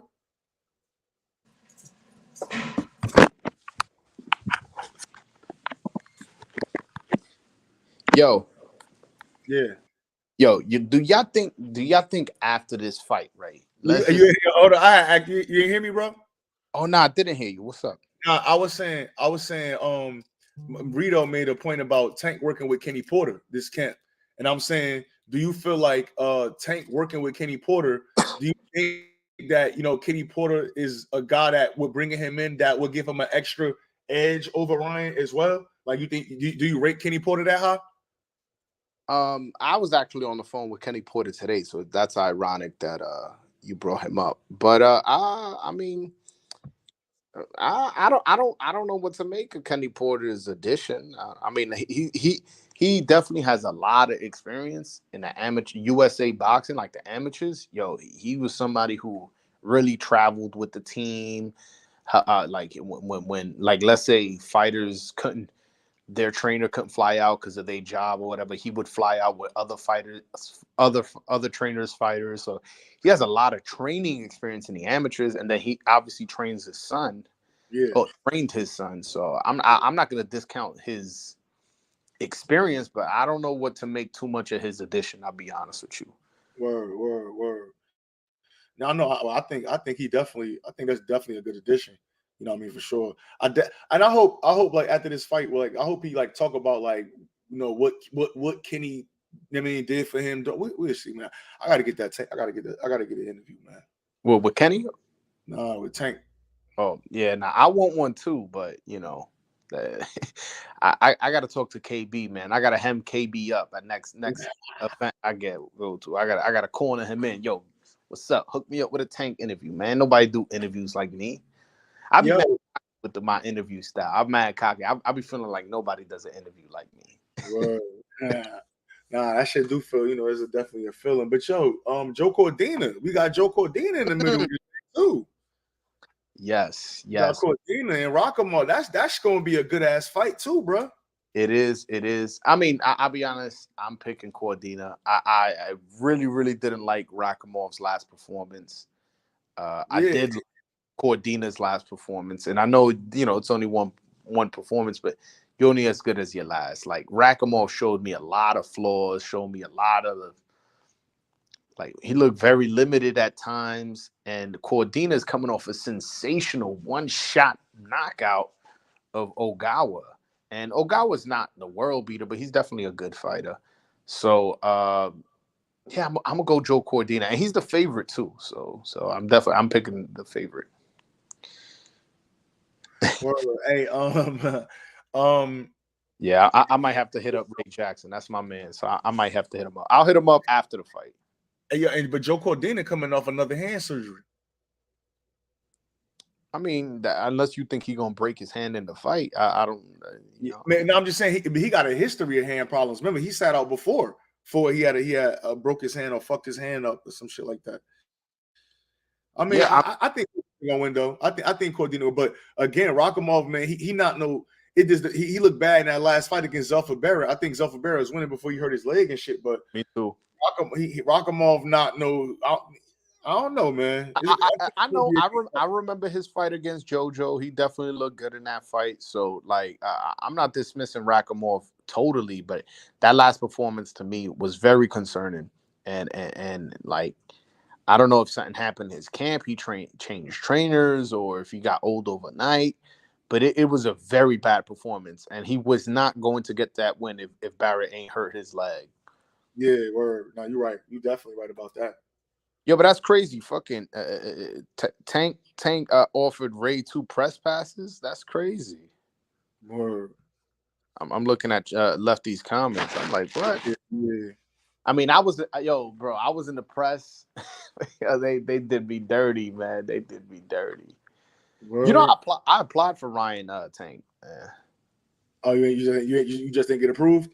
I ain't get approved. But to be fair, like I ain't apply like right away. I should have applied right away because it's a lot of time is who applies first. But I was like, and honestly, the reason why I didn't apply right away because I was like, yeah, I'm going to Puello Rolly, and then I'm going to fucking Adames J-Rock. I'm like, I need to prioritize my money towards the Dominicans as opposed to flying to Vegas just for this, and the hotel's gonna be crazy and all that. But I ended up not getting approved anyway, so it was a moot point. Ain't nothing wrong with that. No shit, that's a big ass fight, so you know how that shit gonna go for sure. Yo, bro, my interview with Ryan Garcia, that shit got like over 120,000 views. I gained like fucking like 300 subscribers off that shit. Yeah, man. Like hold on, I'm gonna tell you exactly how many subscribers. I don't want to sit here and lie and shit. Hold on. Yeah, it got 227,000 views, and I lied. I got 162 subscribers. My bad. But yeah, I got two. And my interview, a lot of people are clipping them and putting it on Twitter, or clipping it and put it on Instagram. A lot of people, because he talks about the rehydration clause. Oh, honestly, no, I asked some good questions. I saw that shit though, bro. What was that? I think I saw that. Now I'm gonna go back and look at it. I'm gonna jump. If you want, I could send it to you. Matter of fact, I'm about to put it on Twitter because people need to see that video. I might tease it. Just put the part of the video where I'm asking a question, and then just clip it right there and be like, "Yo, click the link for the rest of the video." Yeah, word. You already. But what's up, man? You don't got no interview schedule? Nah, not nothing coming up for real, man. Just been kind of laying low, doing these lives, man. About to start cooking up some more videos. I don't know. I gotta get hyped to interview somebody again, man. Yo, have you inquired about Richardson Hitchens? Yeah, I have. What's up with that?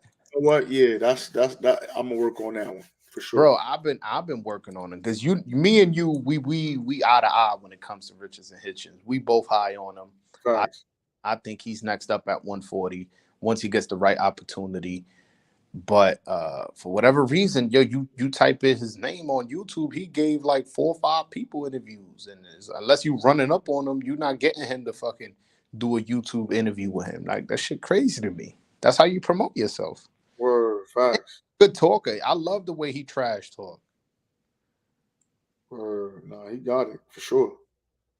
Yeah, you know who I gotta hit up? I gotta hit up Ness. I want to see if Ness could hook that up for me. Yeah, he might be able to. Yeah. Who else on that Cordina card? Shit. Let me check it out. Let me see real quick. Let's see. Yo, I like Joe Cordina, man. He could bang. He a smooth boxer too, bro. I fuck with him. I know that. That's why I'm picking him. Yo, you want to hear something crazy? You know the Ryan Garcia video I was just telling you about? Yeah. Oh, my bad. Hold on. This shit got 6.5 thousand watch hours. Damn. So You only need 4,000 to get monetized. yeah, you need 4,000 to get monetized. Just off this one video, I got 2.5 on top of that. Word. Hey, Sandy Ryan fighting on the card. Scott Nicholson, the girl, she fighting on the card. Zelfa Barrett, he on the card again too. I like what Zelfa Barrett was doing before that leg injury, man. I looking good, man. That's gonna be a good ass fight. Hell yeah. Damn, featherweight.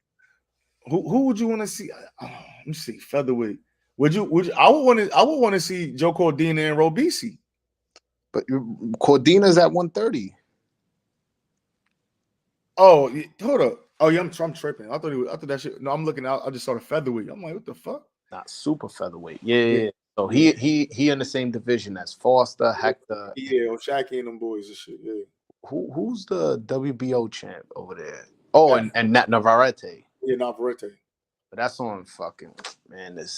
Honestly, I would love if Hector would have got the opportunity to unify with Navarrete, man. I think that's a lick for him. So Gary Russell coming back though, that's a good question. Maybe they might throw Gary in the mix in that shit too. Man, honestly, I don't like that fight for Hector. Not saying Hector can't win, but Gary's nice, man. Gary's like that, man. Gary almost beat fucking this dude with one arm. Yeah. Some people think he got robbed. I don't know about robbed. That's not. I don't think robbed is the word, but I don't know, man. He did make Max bad, bro. But I think Maxio was still doing enough to win them rounds, though. Yeah, I remember betting on Maxio, so I ain't scored a fight. I was just rooting for Maxio because I figured like once Gary said he was injured, I was like, all right, he's injured, coming off a long layoff, and his dad is sick. I'm like, he's not winning that. Hey, Lefty and Brian said he was robbed.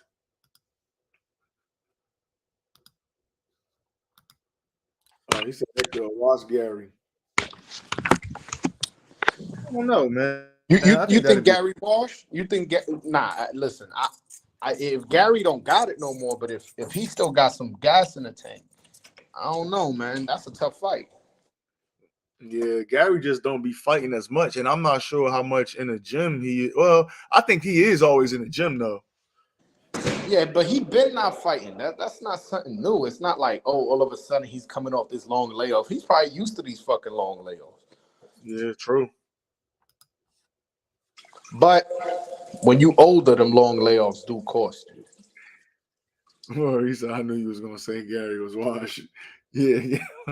Lefty always saying that shit. Yeah, Lefty always on Gary's head. I'm a big Gary fan, so I'm always hesitant to criticize, and maybe I gotta excuse my bias and shit. But I'm a big Gary fan. I'm talking about 126 Gary. I'm a fan. Like whatever. I don't give a fuck what motherfuckers be saying. Like, oh, You're supposed to be unbiased. There's certain motherfuckers I like. I like Gary, 126 Gary. That's my guy. And I would obviously root against him because Hector's my man, but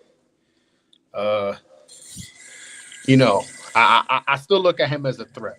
Last time I seen him in the fight, he looked like a threat to anybody. You know what I'm saying? Word, this motherfucker talking about his brother taking the same route. You can't put your faith on them Russells.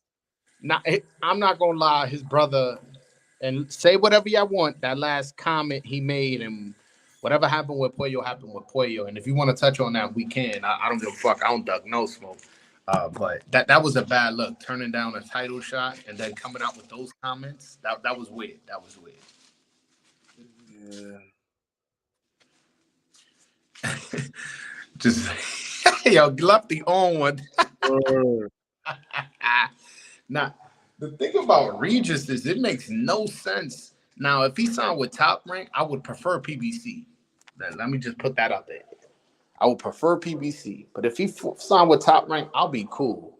But the rumor I'm hearing about Matchroom, that shit getting me tight, man. That shit is getting me tight. Who the fuck is over there, man? He going Hitchens, bro.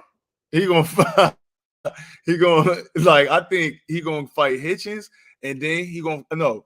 I really think they're gonna try to make Regis. This is my conspiracy theory. Regis and Manny Pacquiao in Saudi, and then they're gonna double back and make Regis and Ryan Garcia.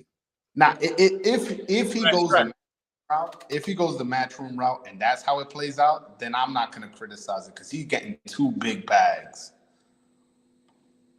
Word. Eddie gonna have to promise him something, bro. Like, I just feel like, now, granted, Eddie can't promise him Ryan Garcia, but at the same time, we know that Golden Boy still doing business with the Zone, like that. They could bring that to him, like, you know what I'm saying? Shit, he could fuck around and be a DAZN fighter. You don't know, like how MJ is. MJ not a Matchroom or Golden Boy guy. He a DAZN guy. You never know. I mean, we'll see. I mean, I don't know. That's. I just think the best options are at PBC. I don't think he's gonna do it. What was that? I just don't think he's gonna do it. Why not? Because like he wanna, like, not to sound funny, bro. Regis want to keep that title for some time. I don't think he want to go in. But PBC, if he go to PBC, he got to fight a shark, bro. I don't think he want. I think he want to maybe defend once or twice, or at least get a big money fight in where he know he probably going to win, like a Manny Pacquiao or some shit like that. You feel me? Like, I think he trying to hold on to them straps for a little bit. I mean, hey, if that's the route he doing, then I don't respect it. But I guess he's 35 too. Yeah, I mean, yeah. So he probably trying to cash out. Yeah, for sure. He 35. If he take a loss, it's a wrap. Yeah. Think about it. A 37-year-old Regis program. Come on, bro. Yeah, nah. He gonna get clipped by then for sure. I just think that if his goal is to go undisputed, and that's what I saw him say in an interview. The WBC is, I mean, the IBF is with Matias, so that's PBC. WBA is currently with Puello. By the way, I don't think he's gonna get stripped, but let's just say he does. Hypothetically speaking, it's gonna be Rolly fighting for the vacant. He's gonna win that. The guy he's allegedly gonna fight is some fucking bum. But 40. Yeah, Ismael Barroso. Like, get out of here. So those two belts are gonna be on the fucking PBC side. So you go and you fucking fight those guys. You got belts on those side. And if you want a contender, they also got fucking Antoine Russell. They got Lipinets. They got Elvis. They got Akhmadov. They got Kenneth Sims. You got options. You got smoke at 140 on PBC. But let's say you want to go to the top rank route. You got Josh Taylor, Jose Ramirez, Tio, Devin Haney may be moving up. Those are some fights there. I'm okay. Like people think I want to sign with PBC. I'll have a problem with him going to top rank. You go to top rank, you could still gonna give me good fights, so I'm not gonna be that mad. I'm not gonna be mad. I'm gonna be like, damn, I wish he would have went PBC, but okay, top rank is cool. But you go to Matchroom, bro, I'm gonna be upset, especially if you're not fighting Hitchens, which I don't think he is. Yeah, hey, Lefty said if he ain't fighting Matias, he damn sure ain't fighting Hitchens. Nah. I mean, shit. I don't know, man. I just think the fight with him and Matias is a stylistic, beautiful fight. It's fucking fight of the year candidate as soon as it gets signed, right? Yeah, because it's boxer puncher. It's boxer puncher versus puncher brawler. Yeah, puncher brawler. Facts. No, and then not only that, Matias is really talking his shit. Like, yeah, he said gonna put that nigga in the hospital, bro. That's why I thought Regis would have reacted when you know what I mean. Yeah, I saw the little like, and then the way he downplayed it too. Like, man, I'm not even about to feed into that. Like, why you not about to feed into that, motherfucker? Like, you should. Yeah, he quote retweeted my video and was like, "Keep talking, watch what's gonna happen," or some stupid shit like that. And I'm like, bro, like, come on, man. Like, I don't know. If somebody with a belt is telling me that they're gonna put me in the hospital, I'm doing everything I can to get that guy in the ring. Because that dude is not just calling me out just to call me out. He's calling me out with the fucking belt. You know what I'm saying? Yeah, facts. But I just think for him, it took him a little minute to get back up there. I think he know that he needs time for his cash out. Like, you know what I'm saying? He looking for that cash out fight. Now he'll probably get paid for Matias, but that's not a cash out fight. And a possibility of what could happen in a Matias fight. You know what I mean? That shit, like, yeah, he may win and fucking leave with a broken orbital bone. Yeah, you know what I'm saying? Like, that's a big, heavy fight, bro.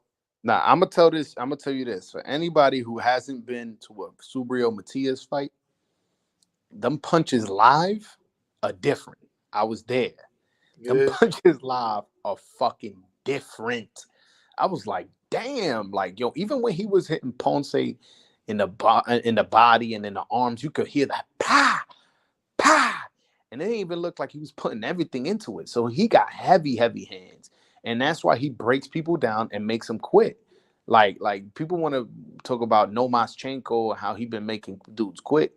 Like Subriel's on a streak like that too, where he's making dudes quit. Like, he really hits hard enough where people go, you know what, I'm good. I'll stay in my corner. You know, that's a fact. Left all these motherfuckers looking to cash out. But now Subriel, he have been punishing. Like, he did Malik Hawkins dirty. He did Malik Hawkins dirty. Yeah, man. Yeah. He did it. He avenged his loss that way too. Yeah, he punished Nanya. He put Nanya in the hospital, bro. He punished him. Yeah, his last 4 fights all have been corner stoppages. And then the fight before that, he lost the decision to Anyan, which we already talked about him. And then before that, he's just been on a crazy KO streak. It's like, he's made people quit earlier in his career as well. He said he had Ponce doing the Dougie. He said Regis, I'm telling you, man, Regis' next fight is going to be Manny Pacquiao, and if not, he's going to sit out until he get a Ryan Garcia fight. Watch. Yeah, this dude Michael crazy. They started doing the Dougie. But if he wants a Ryan Garcia fight, I can't blame him. Especially if he's going the DAZN route. I could see it. I wouldn't be mad if, like you said, he went to DAZN, got a Pacquiao and Ryan Garcia fight. I won't criticize him as much. But if he goes to fucking DAZN and fights Jack Catterall and fucking Dalton Smith and like these guys, I'm gonna be upset, bro. I really am gonna be upset because but just know Eddie paying that bag. Eddie gonna pay him the bag to fight Catterall for sure, right? That's not a fight I need to see, man. And especially in this division, bro. There's so much smoke in this division. Bro, real quick, bro. Like, what you saying that? Because I was getting ready to go right there. It's like 140. Like, they haven't really started. Like Tio and Josh Taylor is well. So it how long we feel like is 140? I was about to say they don't fight each other. Then okay, Taylor fought Prograis. But still, like I feel like these new crop Fought of guys. Ramirez, and he fought Ramirez, and Sims is fighting Akhmadov, and you know who Elvis fighting. Yeah. So like we about to start getting fights, and we do got fights coming up. So I'm gonna have to disagree with you there. Hey, no, you're right. I had to talk myself down. Left was good. What's good? You know, you talking about Regis, I had to tap Matt Regis I slander. gotta bring people back to reality. You know, yeah, these are all good fights, and I'm with Broadway. PBC or Top Rank, either way, I don't care because there's a lot of good fights on this side. But Regis is gonna do whatever is the worst decision. I'm surprised they didn't announce Regis versus Broner for Don King. Hey, you know what? What if that? You know what? Because he is a free agent. No, but Broner got a fight. And he been trying to fight Broner for years. Yo, that shit, Lefty, you might just broke something. Nah, that fight that he already got a fight lined up. Unless that'll be his next fight after that. Who got a fight lined up? Broner. That's what I'm saying. We talking about after. No, what I'm saying is that's who he announcing tomorrow that he got a fight lined up. Yeah, he already got the opponent though. Oh, so it's not. So you know the opponent is already. Yeah, he already got the opponent. It's Bill Hutchinson or some shit like that. Oh, never mind. I'm about to say maybe that could have been a. Oh yeah, so you never know. That might be the play. Well, unless he'll sign with Don King now, and then it'll be Broner's next fight after that. I mean, remember he was over there. He was over there when Crawford was at BOK Prime sniffing around for an opponent. When Broner had signed with them, y'all remember that? Yeah, he was. He did. She popped up at the joint. Remember him? That's when him and Broner was talking shit to each other. Yeah, I'm telling you, man. Whatever. Listen, y'all got to take the worst possible scenario and think that's what Regis is gonna do. That way, you won't be disappointed if he does, and you'll be surprised if he doesn't. I mean, shit. One of the worst decisions Regis has done is fucking not interview with me, man. I had an interview. I had an interview scheduled with him, and they canceled on me 5 minutes before. And then my brother texted me. He was on Punch Drunk right as I went live. I was like, what? Like, bro, you double or over there on Ring IQ. Yeah, I don't get it, man. I mean, he probably looked at it from a subscriber's perspective, but this is what I'm saying. The subscriber, look, motherfuckers don't realize. You look at your Tank video. You don't have a lot of subscribers, right? Yeah, no, I don't. I mean, I think Ryan Garcia. Yeah. I mean, compared to Punch Drunk and Ring IQ. No, I know what you meant. I know what you meant. But it's the algorithm. It still went viral. Yeah, and like I said, nobody does interviews like me. Like when you watch my interview, and no disrespect to those guys, Punch Drunk and Ring IQ. When you watch their interview, you watch my interview.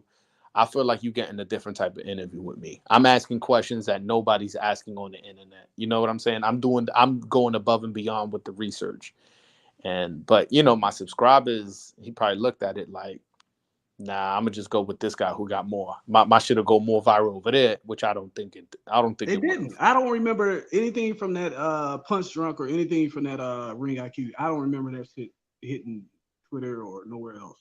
Yeah. I mean, but hey, man, I've contacted his team again since then, and they just told me like, oh, hit us up in 2-3 weeks. That shit was like a month ago. I've just been forgetting to hit them up because I'm the type of person. Once you curve me, you're at the back of the line. Regis is a weirdo. The way he conducts his career, and even like I said, killing that goddamn Ring IQ, that let me know all I need to know about that nigga. Yeah, Brian crazy. He goes, "Who makes worse decisions, Tevin Farmer or Regis Prograis?" Tevin Farmer made great decisions. He went over there to DAZN and got that bag. Word up. Yeah, he was getting that bag. Tevin Farmer don't have to fight. Hey, what he fought like 7-8 times that year? Now, he fought 5 times in 11 months. And was getting $1 million a fight. Tevin Farmer made a great decision. He made $1 million every time he showed out. I think once he got that title, I think it was $1 million per fight. You remember that's when DAZN was overpaying. Word. Nah, yeah, I motherfucker stayed fighting. Yep. But they did end up fucking him over in the end when they wouldn't give him that rematch with JoJo, which was some bullshit. that was crazy. Now he got a trucking company. He got a industrial cleaning company. He ain't worried about no goddamn fights. He fight if he want to fight. I interviewed him before. So shout out to Tevin Farmer. He was on BLK. He was trying to do the BLK prom too. Yeah, with Broner on the undercard. Yeah, Farmer's good. Broner he was about to fight Mickey Bay, right? Mm-hmm. Yeah, they was gonna be on the Broner undercard. Yo, that fight ain't meant to happen. I remember he was on my channel talking about he's about to fight fucking Mickey Bay in Ghana, Africa, and that shit ain't happening. Yeah, that didn't happen. Then they were supposed to do it another time. Then they didn't come out the dressing room because the promoter didn't have the money. Yeah, it was supposed to be in Arizona, then it was supposed to be in Atlanta, and now we don't know if that fight's ever gonna happen. I mean, at this point, that shit ain't meant to happen, man. The niggas might as well spar each other. Spar each other, put it on YouTube. They friends. They was trying to get each other money. But look, one thing I hope that we get out of this weekend fight, I hope Terrence Crawford is there, so he can understand and see what's possible. You know what I'm saying? For real. That do make sense. Fight. Yeah. So you can see what's possible. This could have been y'all last year. Facts. Mm-hmm. Yo, but this weekend, I just want to, since you host a lot of spaces, Lefty, after this weekend, we may be getting a lot of casuals hopping the spaces. I'm going to need you, because I know you be getting crazy, have some patience with them. No, I do. You didn't hear that casual that was in there yesterday? This dude was 21 years old.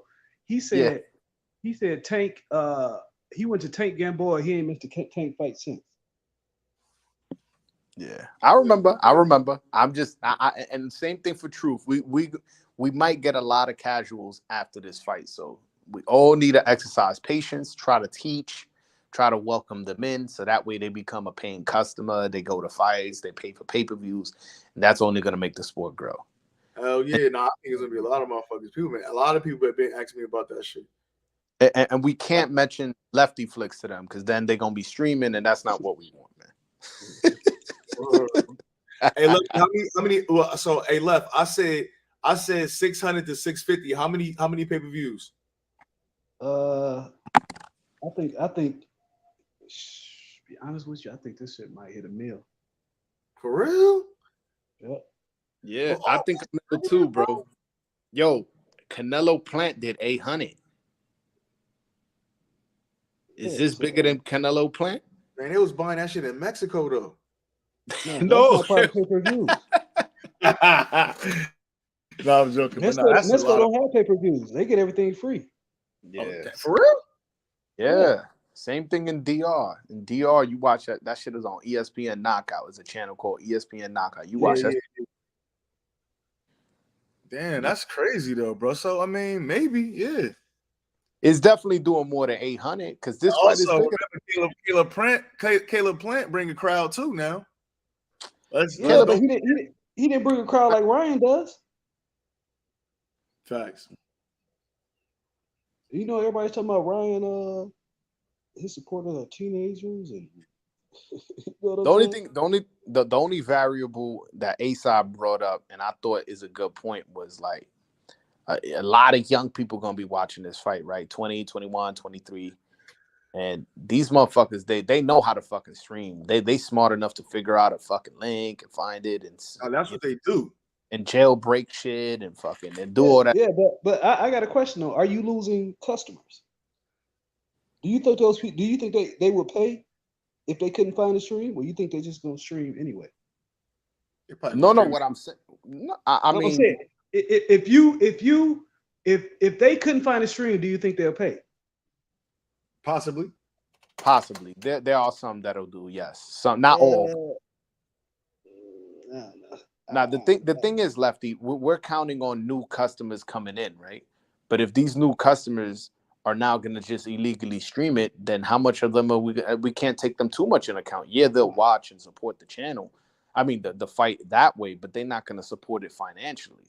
I mean, I just don't see nobody saying, you know what, instead of buying this fight that I want to see between two great fighters, I'm going to stream it. I see somebody saying, "I want to see this fight. I'm gonna stream it because I don't have the money to pay for it."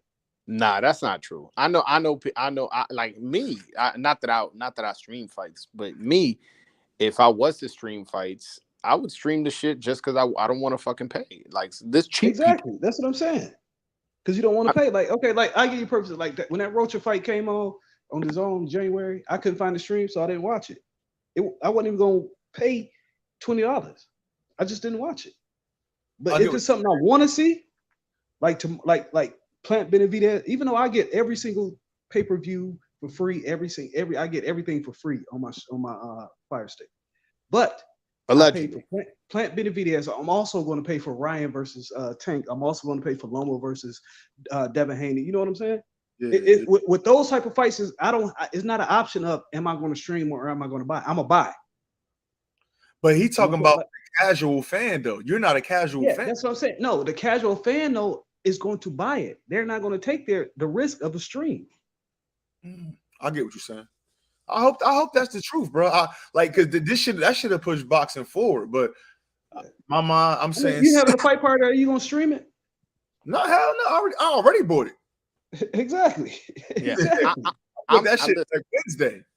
I'm like Lefty said. Like he said that the dude watched one fight against Tank and Gamboa and been a fan since. I'm hoping this shit has an effect both on people who like somewhat follow what Tank does, somewhat follow what Ryan does. They come together, and out of this, we get an explosion of fucking boxing fans. Because I feel like boxing ain't dead. I'm not gonna say that, but I feel like we kind of lost that luster, and this fight is bringing it back. And if it's a banger of a fight or even an upset or whatever, I feel like and shit's all over the ESPN news and social media and all that shit. I feel like this shit could really, really grow the sport. So I'm really hoping for the best possible scenario. It's like a great fight with a fantastic knockout. I asked the dude who you know, people around his age who the fighters they talk about most. He said Tank #1 and Spence and Shakur.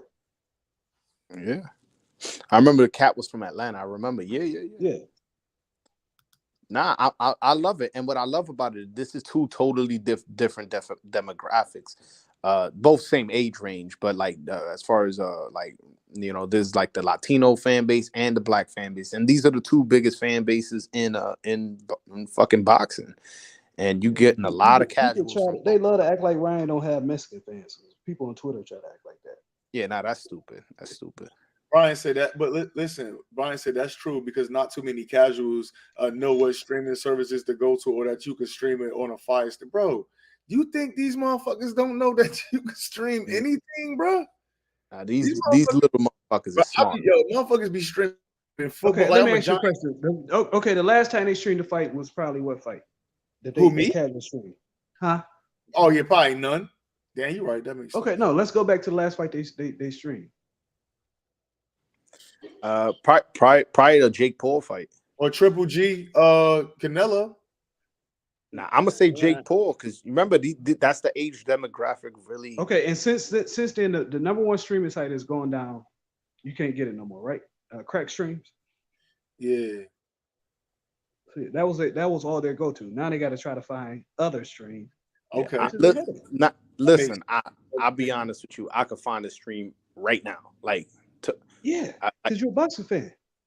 I see what you're fan. I see what you're saying. You know what I'm saying? Like these people don't know where to go to find those streams, especially since Crack Streams down. That was their #1 go-to. Yeah, I hope that shit is right. I hope they get rid of all that shit for real. Nah, I agree with you. I want motherfuckers to pay, man. You know what I'm saying? That's what's and then we cut out the fat, and motherfuckers got to support the fighters. And you get to see the real numbers at least. What's really going on? What motherfuckers really doing? Let's see. Man. All right, man. No, but I don't really believe streaming is that much a problem. I think we haven't had no fights to capture the public imagination. That's been more of a problem. This one, how much Tank did versus Hector? Pay-per-view? Yeah, I think it was like 200 or something. Yeah, it was 200. I think. All right, that ain't bad. It's not good. Nah, it's all right. It's all His right. opponent is It's okay. unknown, though. Yeah, that's what I'm saying. All his opponents really been unknown. This is the first time he's fought a known opponent. Even though, he might have fought better opponents, but this is the first time he's fought a known opponent. What I like about this shit is I feel like after this, neither one of these guys could go back and fight. Like for example, right? Like, and I've been hearing like motherfuckers like Ron Boy saying like we should be calling for the Frank Martin fight. But I feel like after this fight, Tank can't go fight Frank Martin, bro. He got to go get a Devin or a Shakur or another big name. Ryan got to go get a champion or somebody that's really like for example, Ryan Garcia. Let's just say he do win. What do he go to next? He gonna be back up to 140 because that's what you've been bitching about. So you for sure going to 140. What's next? We gonna fight a random? Devin. That's what I'm saying. Like that's these guys can't. These guys gotta fight these big. I feel like this is the fight that's gonna break boxing and make these motherfuckers all fight each other once they see what the numbers do. And you know what I mean? The best thing that could happen right now, whoever wins, whatever, that's fine. The best thing that could happen is T.O. beats Taylor, and then after that we get Haney, T.O., and that'll be the four kings. You know what I'm saying? That they fought each other. Well, regardless of who wins. How do y'all think of that?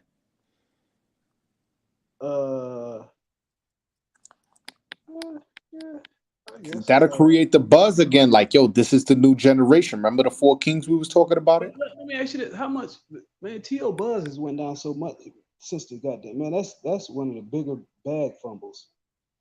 No, I feel like if he knocks out Taylor, I'm picking Taylor to win by knockout actually. But let's say he knocks out Taylor. You don't think his buzz will come back? He's lineal. He's talking his shit. Him and Taylor is fighting in a small hall. Yes, so but a big fight.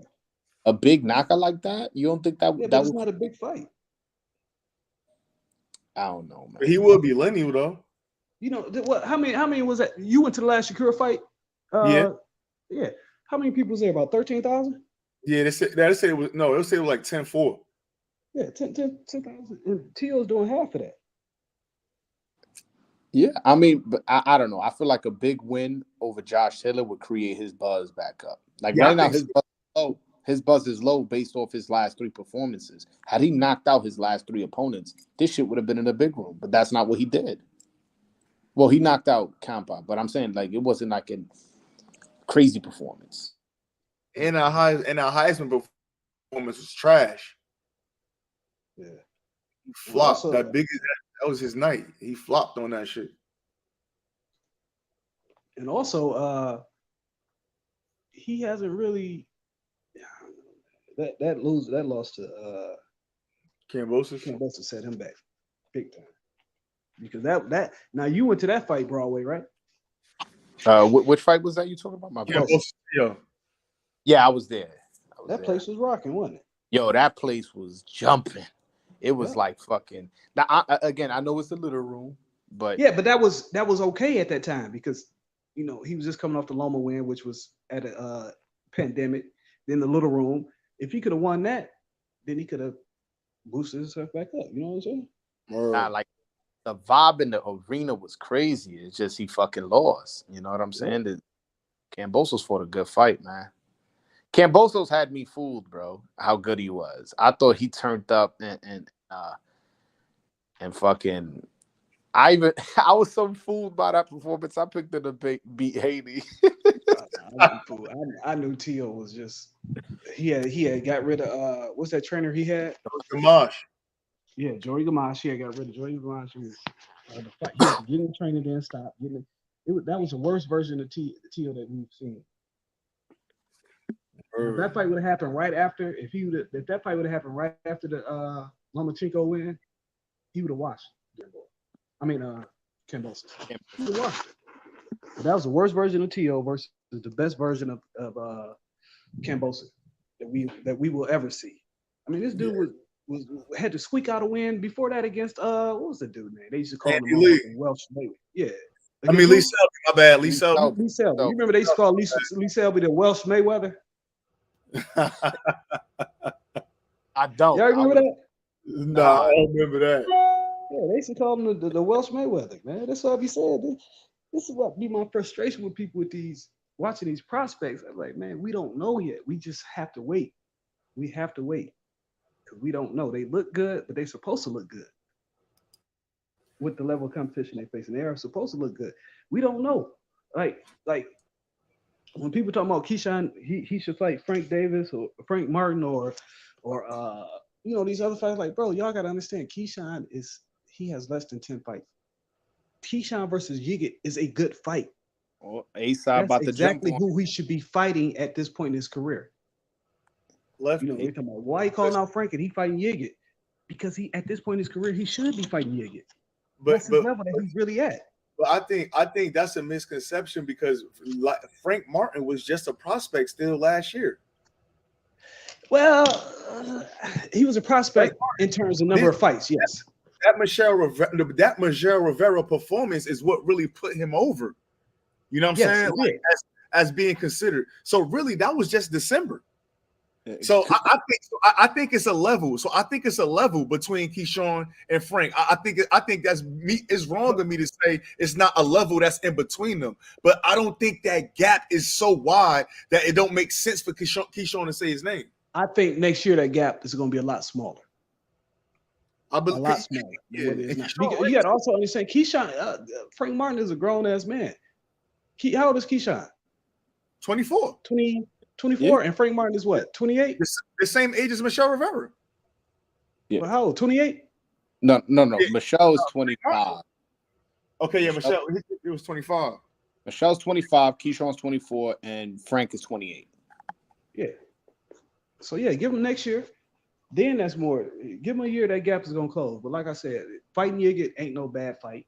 Who was he supposed to be fighting? I forgot who he's supposed to be. Somebody told me today who he fight next. I can't remember. They told me who Jihad Tucker fight next. Oh yeah, I seen that too. Or who Tucker fighting next?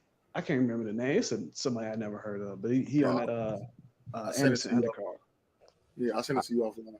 Yeah, he's gonna be on Jared Anderson undercard in Toledo. Yeah. Okay.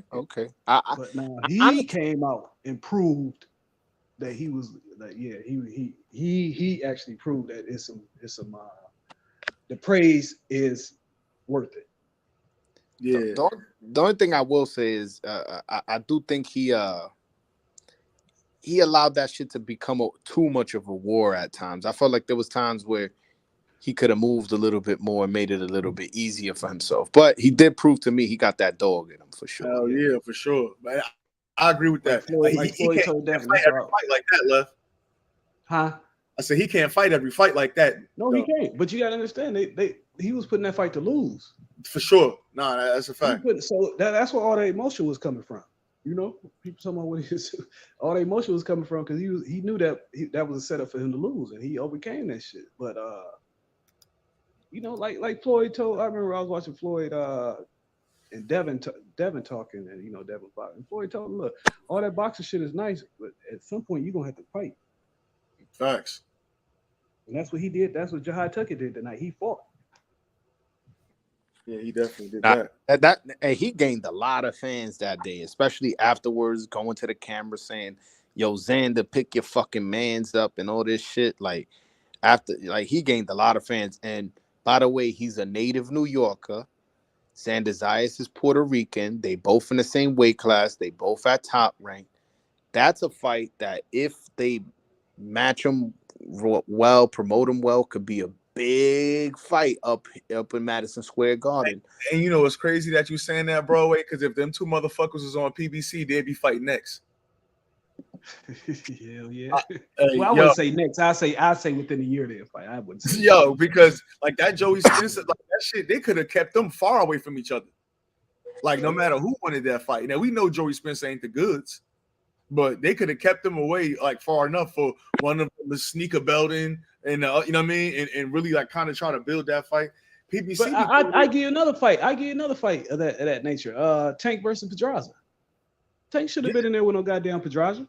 Nah, for sure. Well, I mean, Pedraza was nice too. When you think about the traditional way boxing goes, Tank should have been fighting Pedraza at that point. You know, the traditional way that boxing goes. But this is what I noticed with him. If they he cut out for you too? Yeah, he cut out for me too. He cut out.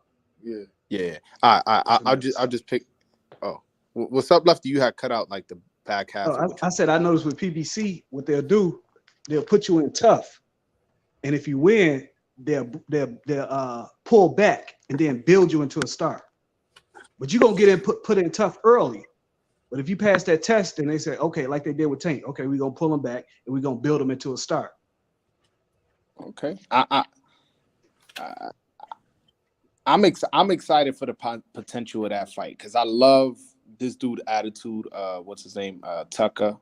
And then again, Zaya, some people are higher on him than others. I'm not particularly high on him. But what I will say is that Puerto Rican fan base is proven over and over and over again that if you give them a good fighter, they'll come out and support and buy tickets. So I do see that as now a since big. they ain't got none. You know, they got Matias, but that's 140. Don't nobody fuck with 140 like that. 140 don't make stars. No, and they promoting them weird. They throwing them in Minnesota. They not really putting him out. 140 never creates stars. No, 140. That's why you always see lightweights go to 140 for 1 or 2 fights and go straight to welterweight. Because there's no money at 140. They don't create stars. I mean, For real. What was the biggest 140-pound fight that actually sold some pay-per-views and made some money? Pacquiao did what? 2 fights at 140? I mean, his fight with Ricky Hatton was at 140, and that was a pay-per-view. But he had came down. He had fought welterweight, then he came down to 140. Yeah. I mean, it wasn't. I don't think if these guys that we got now in this pot mix it up left, they be star out this pot. You said what? Like you don't think that? No, I don't see no stars out there. I think Ramirez had the best chance to be a star. With Haney moving up, with Haney moving up to Teofimo already there, you don't think none of them guys from 130 could carry none of that steam up there? Nah, that's crazy, bro. Because Haney gonna be there for some okay, years. but what? Okay, let me ask you this question: what has Haney sold? No, I'm saying, but he's a guy that's being built still. He's okay, but I'm saying he's at a glamour division right now. Yeah, right. So if you had a glamour division and you're doing good numbers, then of course it'll move up. It'll carry over to 140. But he's not. We don't even know. This is the thing about he's fought in Vegas all that time, which he didn't do great numbers there. Then he went to Australia 2 times and won the belt. Now he's going to Vegas, which is doing. I haven't really checked the ticket sales. They seem to be doing okay. But like, there's Haney and his father does a good job of keeping his name out there. Like this weekend, he had his media workout yesterday. Yeah. After the Tank Ryan press conference, because all the boxing media is in Vegas, so that's smart. You know, he trains out of Vegas. That's smart. Yeah. Haney and his father does a good job of keeping his name out here. But as far as people paying money to see him, we really don't have a baseline to judge him on if people pay money to see him or not. You know what I'm saying? Based off what you just said, one thing that they also PBC also did was when Frank Martin was fighting Michelle Rivera, I was obviously out there. I got an email from PBC. They're like, "Oh, we're gonna give out free breakfast for the media, and you'll also have access to interview Hector Luis Garcia." Like we had an RSVP for the media that was already going to the Rivera Martin fight. So I was like, "Oh hell yeah!" So I RSVP'd. That was a smart way of the media's already here. Send them all at RSVP. All you gotta do is just fucking feed them. They'll show up. Tank's next opponent. Yeah. Yeah, so somewhat similar. That's what Haney did. Like the media's already here. You know what? They probably sent all the media members emails. Hey man, exactly. Devin's doing a workout. That's what they did. Yeah, that's smart. That's smart. That's very smart. Yeah, that is. I do. They learned from the best. They wasn't in that Mayweather gym, not learning the other side, the business side.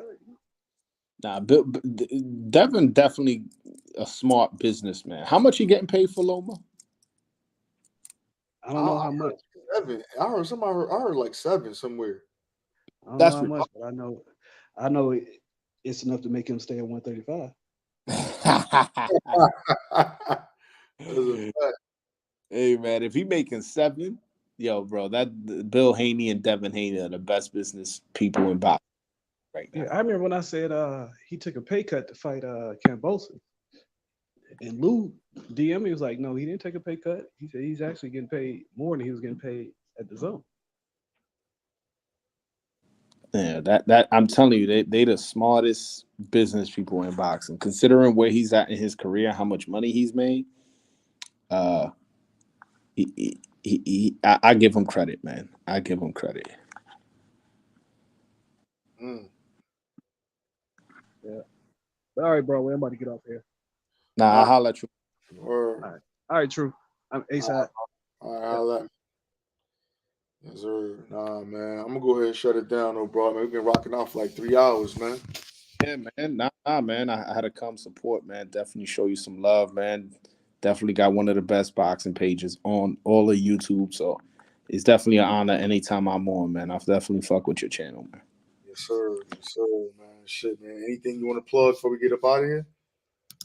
Nah, man. I just need everybody to go over to Twitter @_Broadway Joel, Instagram Broadway Joel, and on YouTube. Most importantly, on YouTube, go to YouTube, type in Broadway Joel, and hit that subscribe button. That's all I want from you guys.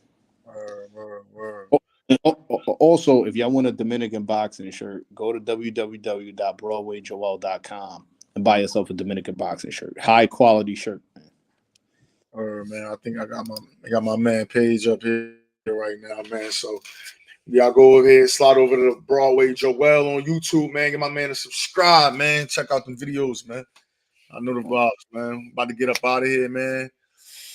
Appreciate Tomorrow's the night, man. Tomorrow we gonna be turned up, man. You know I'm coming on here live tomorrow. You know I might go this bitch live. turned I might go live in the afternoon tomorrow, sometime around 3 o'clock or something. I may do that. Yeah, I'm gonna be live this time again tomorrow night. Well, when that fight over, I'm gonna be live again. So yeah, we All right, got man. I'm a I'll holler at you. All right.